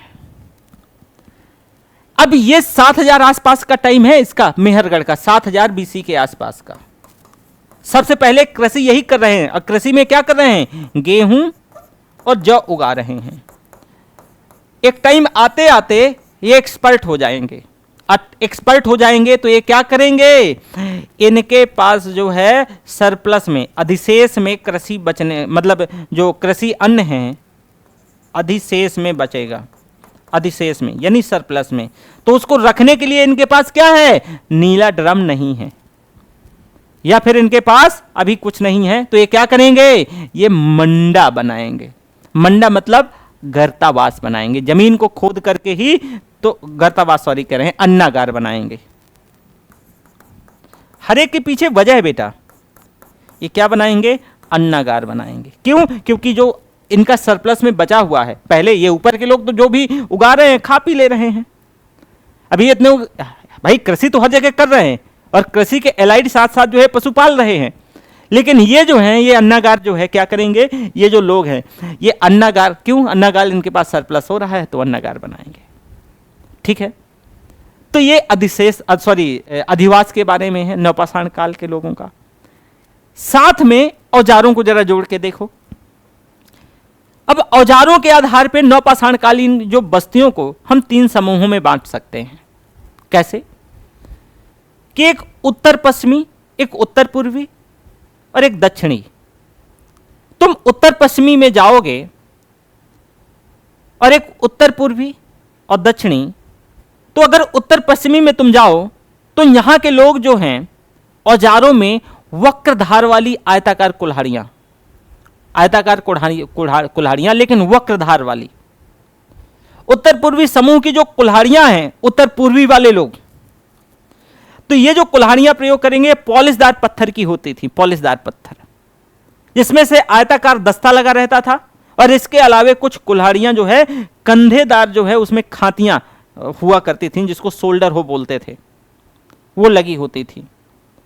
साथ ही साथ अगर तुम बात करो कि इनमें जो है दक्षिण के लोग, तो दक्षिण समूह की जो कुल्हाड़ियों की जो बगलें हैं वो अंडाकार होती थी। जो बगलें हैं ना उसकी कुल्हाड़ी की, वो अंडाकार टाइप होती थी और हत्था इनका नुकीला होता था।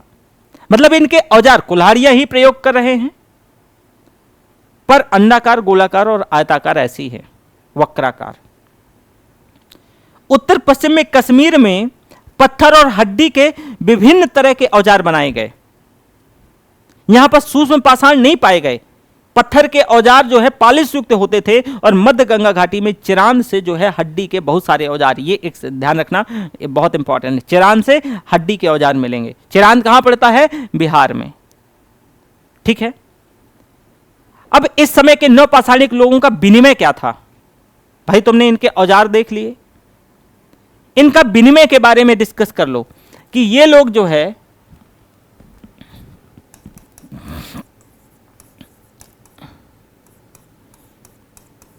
नवपाषाणिक लोगों का विनिमय, नवपाषाणिक लोगों का विनिमय। तुम अगर नवपाषाणिक लोगों के विनिमय के बारे में बात करोगे तो विनिमय के बारे में अनुमान ही लगाया जा सकता है। कैसे? कि इस समय देखो सिक्का उक्का तो मिला नहीं है, और सिक्का नहीं मिला है तो ऑब्वियसली बार्टर सिस्टम, ये वस्तु विनिमय का प्रयोग करते रहे होंगे, ऐसी व्यवस्था रही होगी। किसान औजारों के बदले कृषि वस्तुएं देते होंगे कि भाई आपने मान लो कि किसानों ने जो है किसी से औजार बनाए तो कृषि से संबंधित जो उगा रहे हैं वही को देते रहे होंगे।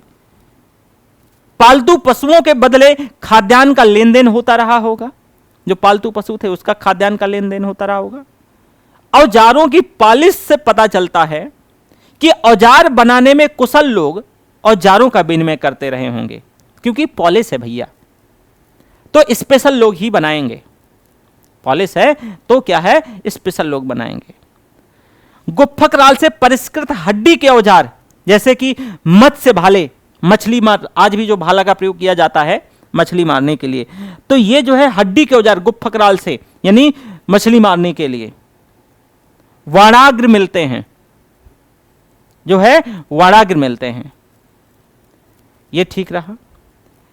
एक चीज और थोड़ा सा यहां मैं बता दूं, जो मेहरगढ़ है देखिए पाकिस्तान के बलूचिस्तान प्रांत में है और बोलन दर्रे के निकट, प्लीज नोटिस दिस पॉइंट, बोलन दर्रा, यहां से क्योंकि क्वेश्चन पूछा जाएगा, तो बोलन दर्रे के निकट बोलन नदी के किनारे एक प्रसिद्ध ब्रेड वास्केट नामक कांची के मैदानों में, ये करीब क्वेटा से आपका 150 किलोमीटर की दूरी है, तो वहां पर स्थित है ये मेहरगढ़। और मेहरगढ़ में पूर्व मृदभांड नवपाषाण काल से समृद्ध हड़प्पा काल तक बसावट का एक लंबा इतिहास है। यह हड़प्पा काल तक तुमको देखने को मिलेगा। यहां तक कि पुरातत्ववेदों ने इसमें 8 सांस्कृतिक स्तर दर्ज किए हैं। मेहरगढ़ में 8 सांस्कृतिक स्तर, बहुत इंपॉर्टेंट साइट है मेहरगढ़। नवपाषाण जो है, नवपाषाण स्तर 2 चरणों में क्लासिफाइड है मेहरगढ़। जब आपको बहुत डिटेल में और डीप जाना होता है तो वहां बताया जाता है। एक प्रारंभिक जो है अमृतभांड, यानी मृदभांड रहित है, अभी मृदभांड नहीं बने हैं, और दूसरा उत्तरवर्ती चरण है जहां पे मृदभांड बनेंगे। प्राचीनतम बस्ती लगभग 7000 ईसा पूर्व की है, जो कि मिट्टी की ईंटों का प्रयोग होने लगा है। बसावट में जो है ये प्रयोग की गई हैं। 2-4 छोटे छोटे आयताकार कमरों के समूहों को बनाने के लिए ये प्रयोग किया जाता था। हड्डी और पत्थर के औजार बनाने के साक्ष्य के अलावा जो नई विशेषता यहां दिखाई देती है वो है लकड़ी के हत्थे और हड्डी पर जो है राल से जमाए गए अनेक फलक मिलते हैं, जिनका इस्तेमाल पौधों की कटाई के लिए जो है हंसिया के तौर पे संभवतः किया जाता रहा होगा, हंसिया टाइप। जौ की 2 किस्में हैं और गेहूं की 3 किस्में हैं। यहां से भी क्वेश्चन बनेगा। जौ की 2 किस्में और गेहूं की 3 किस्में। अलूचा और खजूर के जले हुए बीज भी इन बस्तियों से मिलते हैं। अलूचा होता है एक, और खजूर के जले हुए बीज। जौ कि यहां से कई बार क्वेश्चन पूछा गया है 2 किस्मों को लेकर के। मेहरगढ़ में जो इसका दूसरा फेज है तो ताम्र चरण काल करीब 5000 ईसा पूर्व के आसपास उसका सूचक है। लोग मिट्टी के बर्तन बनाते थे और इस समय अनेक कक्षों वाले ढांचों का निर्माण होता था और इसमें से कुछ ढांचों में जो है कोठारियों की 2 कतारें थी। इसका इस्तेमाल गोदामों के तौर पे, जो गोडाउन्स के तौर पे जो है ना, खेतों के तौर पे होता रहा होगा। वही उत्तरवर्ती चरण में ही गेहूं और जौ की खेती के साथ साथ यहाँ के लोग कपास और अंगूर की भी जो है खेती करने लगे रहे होंगे, उसके साक्ष्य मिलते हैं। मेहरगढ़ से प्राप्त एक कब्र में मानव के साथ बकरी को दफनाने का साक्ष्य है, तो इसको भी ध्यान रखना, इसको भी ध्यान रखना। यहां तक मैं मान के चलता हूं कि नवपाषाण काल से संबंधित जितने भी डाउट हो सकते हैं वो आपने देख लिया। यहां तक किसी भी बच्चे को कोई डाउट नहीं होगा। नवपाषाण के अगर हम स्थल की बात करें तो एक उत्तर पश्चिम भारत, एक कश्मीर, एक उत्तरी भारत, एक पूर्वी भारत, एक प्रायद्वीप भारत, ऐसे तुम चाहो तो बांट लो। इसमें लिख देता हूं मैं, है ना,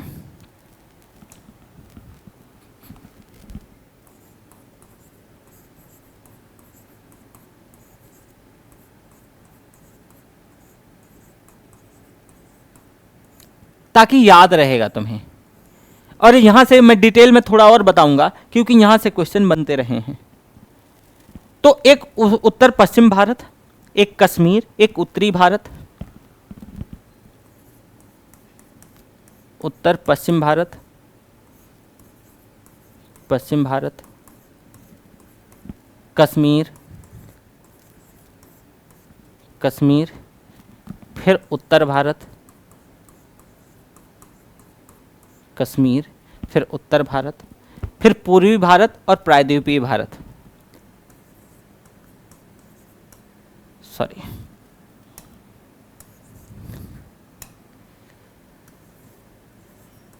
पूर्वी भारत और प्रायद्वीपीय भारत,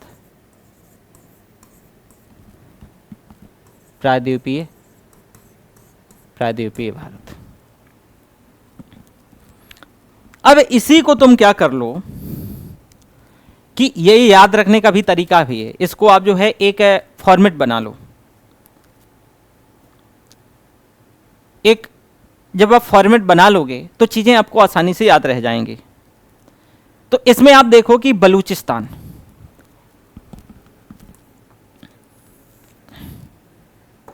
ऐसे देखो, ये वाला कलर, एक है बलूचिस्तान वाला एरिया,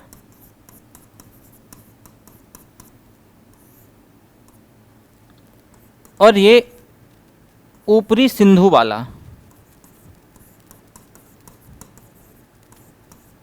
जो ऊपरी सिंधु है, तो जो है ना आपकी उत्तरी सिंधु प्रणाली कह लो, उत्तरी सिंधु प्रणाली। तुम बलूचिस्तान में मेहरगढ़, किली गुल मोहब्बत, राना घुंडई, और उत्तरी सिंधु प्रणाली में जलीलपुर और सरायखोला, यानी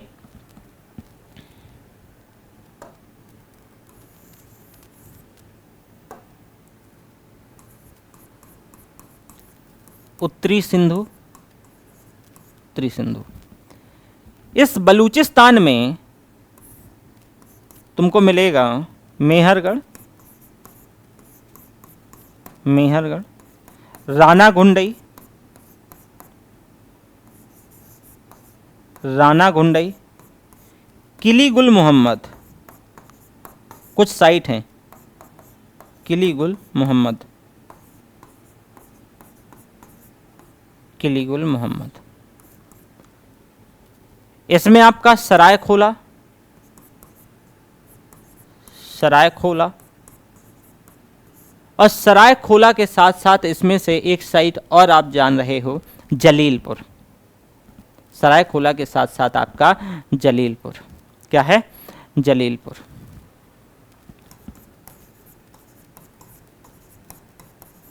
जलीलपुर। इधर तुम्हारा कश्मीर हो गया, तो ये सिंधु वाला क्षेत्र है, सिंधु वाला क्षेत्र। और सिंधु वाले क्षेत्र में बुर्ज होम और गुफ्फकराल, बुर्ज होम और गुफ्फकराल, बुर्ज होम और गुफकराल, बुर्ज होम और गुफकराल। ये कश्मीर में हो गए जो आपकी, अच्छा क्या लिखे हैं, सिंधु वाला क्षेत्र नहीं, इसको इरेज करो, ये बेलन घाटी कहलाएगा ना, सिंधु वाला तो इधर हम, ये आपका बेलन घाटी है ना, बेलन घाटी। ठीक, इसके बाद तुम चलो उत्तर भारत की प्रमुख साइट पे। ठीक है, ये देखो ये प्रमुख साइट हैं, ध्यान रखना। ठीक है, इसी तरह ये आपकी उत्तरी सिंधु और इधर आपका बलूचिस्तान वाली। उत्तर भारत में तुम्हें कौन कौन सी साइट मिलेगी? उत्तरी भारत में तुम उत्तर प्रदेश रख लो एक तरफ और दूसरी तरफ बिहार लिख लो, यानी यूपी बिहार। यूपी में तुमको मिलेगा कोल्डिहवा, कोल्डिहवा, सरायनहर, सरायनहर, चौपानी मांडो, चौपानी मांडो। ठीक है, ये तुमको उत्तर प्रदेश के अंतर्गत मिल जाएगा। साथ में अगर जो है ना बिहार में जाओगे तो सेनुआर, सेनुआर, चेचर, चेचर और चिरांद, चिरांद। यहां तुम महदहा क्यों भूल रहे हो, महदहा। ये तुम्हारे हो गए उत्तर भारत के प्रमुख साइट। फिर चलो पूर्वी भारत में,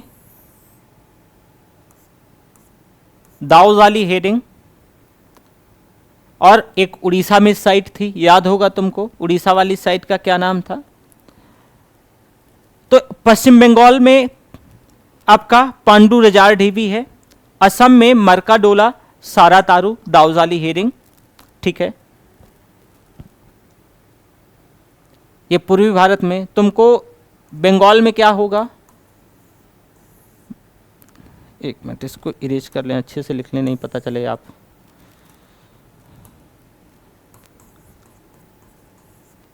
बंगाल, इधर असम में, असम में सारातारू, सारातारू, दाऊजाली, दाऊजाली, दाऊजाली, मरकाडोला, मरकाडोला, मरकाडोला, पांडु रजार ढीवी, पांडु रजार ढीवी, पांडु रजार ढीवी, ये तुमको बंगाल पे मिल जाएगा, पांडु रजार ढीवी। तो ये तुम्हें क्या हो गई, ये पूर्वी भारत की हो गई। अब पूर्वी भारत के बाद तुम एक काम और कर लो कि प्रायद्वीपीय भारत में, इसको नोट कर लो। प्रायद्वीपीय भारत की अगर बात करोगे तो यहाँ पे तुमको दो तीन चीज़, एक कर्नाटक की कुछ साइट, एक आंध्र प्रदेश की, एक तमिलनाडु की। यहाँ ऐसे कर लो कि कर्नाटक की, इधर आंध्र प्रदेश की और कुछ तमिलनाडु की, तमिलनाडु की। कर्नाटक की प्रमुख साइट कौन कौन सी हैं? ब्रह्मगिरी, हल्लूर, कोडाई कनाल, मास्की, संगनकल्लू और टक्कलकोटा। संगनकल्लू, टक्कलकोटा, टक्कलकोटा, कोडाई कोडाल, कोडाई कोलाल, कोडाल, आंध्र प्रदेश और तमिलनाडु। आंध्र प्रदेश में रेनीगुंटा, रेनीगुंटा, तमिलनाडु में पय्यमपल्ली, तमिलनाडु में तुम्हारा पय्यमपल्ली, और एक दो और देख लो। आंध्र प्रदेश में उतनूर और पिक्कलीहल, इसमें उतनूर, उतनूर और पिक्कलीहल, पिकली हल, समझे? ये तो नौपाषाणिक ये तुम्हें जो है ना ऐसे याद रख सकते हो, प्रमुख स्थल हो गए। इसके बाद देखो नौपाषाण जो गुफकराल, जिसका अर्थ होता है कुलात, कुम्हार की गुफा। और इस काल के लोग, मैंने बताया कि तुमको जो है कृषि और पशुपालन दोनों तरह के कार्य कर रहे हैं नौपाषाण काल के लोग। कश्मीर में नौपाषाण युगीन लोग जो है अधिक मात्रा में हड्डी के औजार और हथियारों का प्रयोग करते थे। यह भारत में चिरांद ही एक ऐसा स्थान है जहां हड्डी के अनेक उपकरण पाए गए हैं, और यह स्थान जो है गंगा के ऊपरी किनारे, जो पटना से करीब आज देख लो 40 किलोमीटर पश्चिम में पड़ता है। संभवतः तांबे का सर्वप्रथम जो प्रयोग है वो 5000 बीसी के आसपास किया जाता है। इसका प्रमाण जो है आपका अतिरापक्कम, जो कि मद्रास में जो अतिरापक्कम है, यहाँ पर जो है तांबे की कुल्हाड़ी मिलती है, तांबे की कुल्हाड़ी मिलती है। हड़प्पा की जो है कुछ कांस्य संस्कृति, पहले अधिकांश जो है ताम्रपाषाण युगीन संस्कृति के बाद आती थी। तो हम उसके बाद जो है कुछ चीज़ें हैं वो डिस्कस करेंगे, वहाँ आपको किसी प्रकार से कोई डाउट नहीं रहेगा। यहाँ मैं कुछ और इम्पॉर्टेंट चीज़ें डिस्कस कर दूँ और फिर ये क्लास जो है ख़त्म करेंगे, और फिर जो है हम जो कुछ धातु युग में चले जाएंगे और धातु युग को समझने का प्रयास करेंगे। बुर्ज होम कहाँ पड़ेगा? कश्मीर में। यहाँ मैं अगेन बोल रहा हूँ, यहाँ से क्वेश्चन बनेंगे। चलो वापस देखो जरा, हम कहाँ आते हैं? चाहो तो ये तुम लिख भी सकते हो, कोई इशू नहीं है, ठीक है।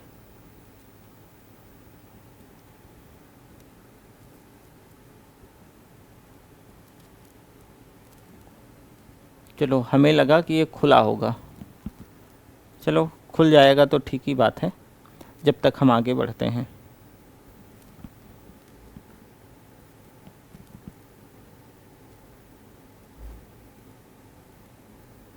चलो धीरे से खुल जाएगा, अपना कोई दिक्कत नहीं है, धीरे धीरे ये खुल जाएगा। तो अगर बात करें तो बुर्ज होम कश्मीर में है, और ये श्रीनगर स्थित जो झील है उसके किनारे गर्तावास जो है, गड्ढा का जो गड्ढा घर है उसका प्रमाण मिलता है। 1935 में डी टेरा पीटरसन के द्वारा, please notice this point again क्योंकि ये बहुत महत्वपूर्ण है। तो कब? 1935 में डी टेरा और पीटरसन, ये अलग अलग व्यक्ति हैं, ध्यान रखना, डी टेरा अलग है, पीटरसन अलग है। तो उनके द्वारा खोजा गया, और यहाँ के लोग खेती से परिचित थे। यहाँ कब्रों में मनुष्य के साथ उनके जो पालतू कुत्ते को दफनाने के साक्ष्य मिले हैं। गुफकराल, कुम्हार की गुफा बोलते हैं, कश्मीर में, और ये श्रीनगर से करीब 41 किलोमीटर दक्षिण पश्चिम में है। यहां से कृषि और पशुपालन के साक्ष्य मिले हैं। इसके अतिरिक्त पत्थर और जो अस्थियों की जो हड्डियों के औजार हैं, मृदभांड है, सिलभट्टा जो मसाला पीसने के काम आता है, घरेलू उपयोग में आता है, और हड्डी से निर्मित जो है ना सुई प्राप्त हुई है गुफकराल में, ये भी ध्यान रखिएगा, गुफकराल में ये भी आप ध्यान दीजिएगा।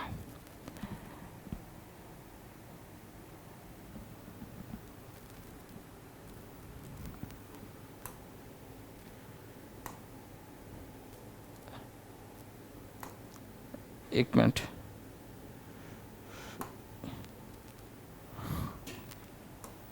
चलो ये आप साइट देख लो थोड़ा।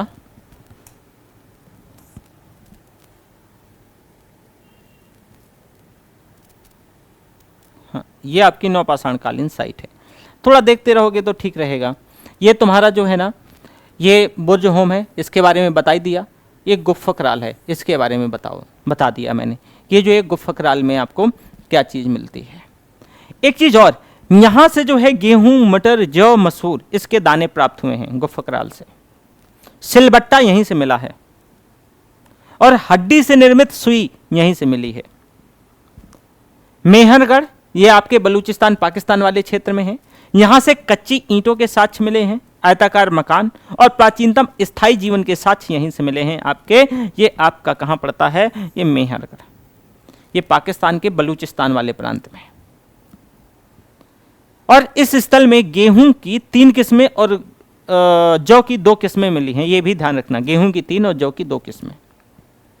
मतलब एक किस्म के बारे में बढ़िया सा जान रहे हैं तो मतलब एक्सपर्ट हैं ये, खेती होती है और तभी यहाँ अन्नागार मिलेगा। महादहा उत्तर प्रदेश में पड़ता है। ये गंगा नदी के दक्षिण में बिंद क्षेत्र में जो उत्खनन के बाद यहाँ पर गोलाकार झोपड़ियों के प्रमाण मिले हैं और यहाँ पर जो है धान के अतिरिक्त जौ की भी खेती और पशुबाड़ा का भी साक्ष्य मिला है महादहा से। धान के अतिरिक्त किसका? जौ का भी। कोल्डेहवा ये भी उत्तर प्रदेश में है। ये इलाहाबाद के दक्षिण में जो बेलन नदी घाटी है तो उसी के तट पर है और यहाँ के जो उत्खनन से करीब 6500 ईसा पूर्व में जो धान की खेती के प्राचीनतम साक्ष्य हैं, जो कि धान की खेती का कहा जाता है कि जो धान की खेती है तो उसका भारत में ही नहीं बल्कि जो है विश्व में सबसे प्राचीनतम साक्ष्य कोल्डेहवा को माना जाता है। इसके बाद मिलेगा तुम्हें संगन कल्लू, साउथ इंडिया में चले जाओ, कर्नाटका में। और ये जो संगन कल्लू है, इधर देखो, ये जो संगन कल्लू है, अच्छा मैंने आपको यहाँ पर जो है, हाँ ये देखो कोल्डेहवा और महादहा, ये दोनों के बारे में इसको जो है पॉइंट आउट भी तो करते जाएं तो आसान भी रहेगा चीज़ों को, थोड़ा सा मोटे पेन से। आपका ये कोल्डेहवा हो गया, ये आपका महादहा हो गया, इधर आपका मेहरगढ़, ये इधर आपका ये देखो बुर्ज होम है, ये आपका गुफ्फकराल है। ठीक है, ध्यान रखते जाना, ये सभी साइट इंपॉर्टेंट है। जो अभी मैं बताने जा रहा हूँ ये आपका संगन कल्लू है, संगन कल्लू। तो ये जो संगन कल्लू है ये कर्नाटका में है। यह मैसूर के निकट जो बेल्लारी डिस्ट्रिक्ट है और यहाँ से राख के टीले प्राप्त हुए हैं और साथ में जो है जो पशुवाड़ा है तो उसके स्थल हैं। अगला है पिकली हल, ये भी कर्नाटका में पड़ता है पिकली हल। इसमें से जो है ये आप देख पा रहे होंगे ये आपका पिकली हल है और ये जो पिकली हल है जिसको मैंने पॉइंट आउट किया है ये भी कर्नाटका में है। नौपाषाण कालीन जो है निवासी पशुपालक थे, ये गाय को पाल रहे थे, बैल को पाल रहे थे, बकरियां पाल रहे थे, भेड़ पाल रहे थे और यहां से राख के ढेर और निवास स्थल प्राप्त हुए हैं। इसके बाद बेटा आता है चौपानी मांडो। क्या है? चौपानी मांडो। देखो उत्तर भारत में आप चले चलो यहां पे, अब यहां पर अच्छा मेंशन नहीं है, ये वाला एरिया जो है चौपानी मांडो का है, ऐसे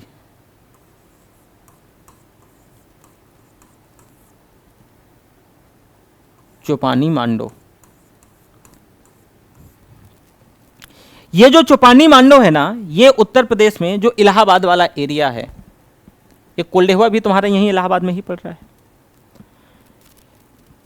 तो यहां से बेलन घाटी में स्थित है और यहां से मधुमक्खी के जो है ना छत्ते जैसी झोपड़ियां, गोलाकार ज्यामितीय आकार के पाषाण, यानी जो पाषाण उपकरण है सॉरी, और हस्त निर्मित रस्सी छाप जो है मृदभांड, उसके साथ मिले रस्सी छाप। सारू तारू जो कि असम में है, ये आपका सारू तारू,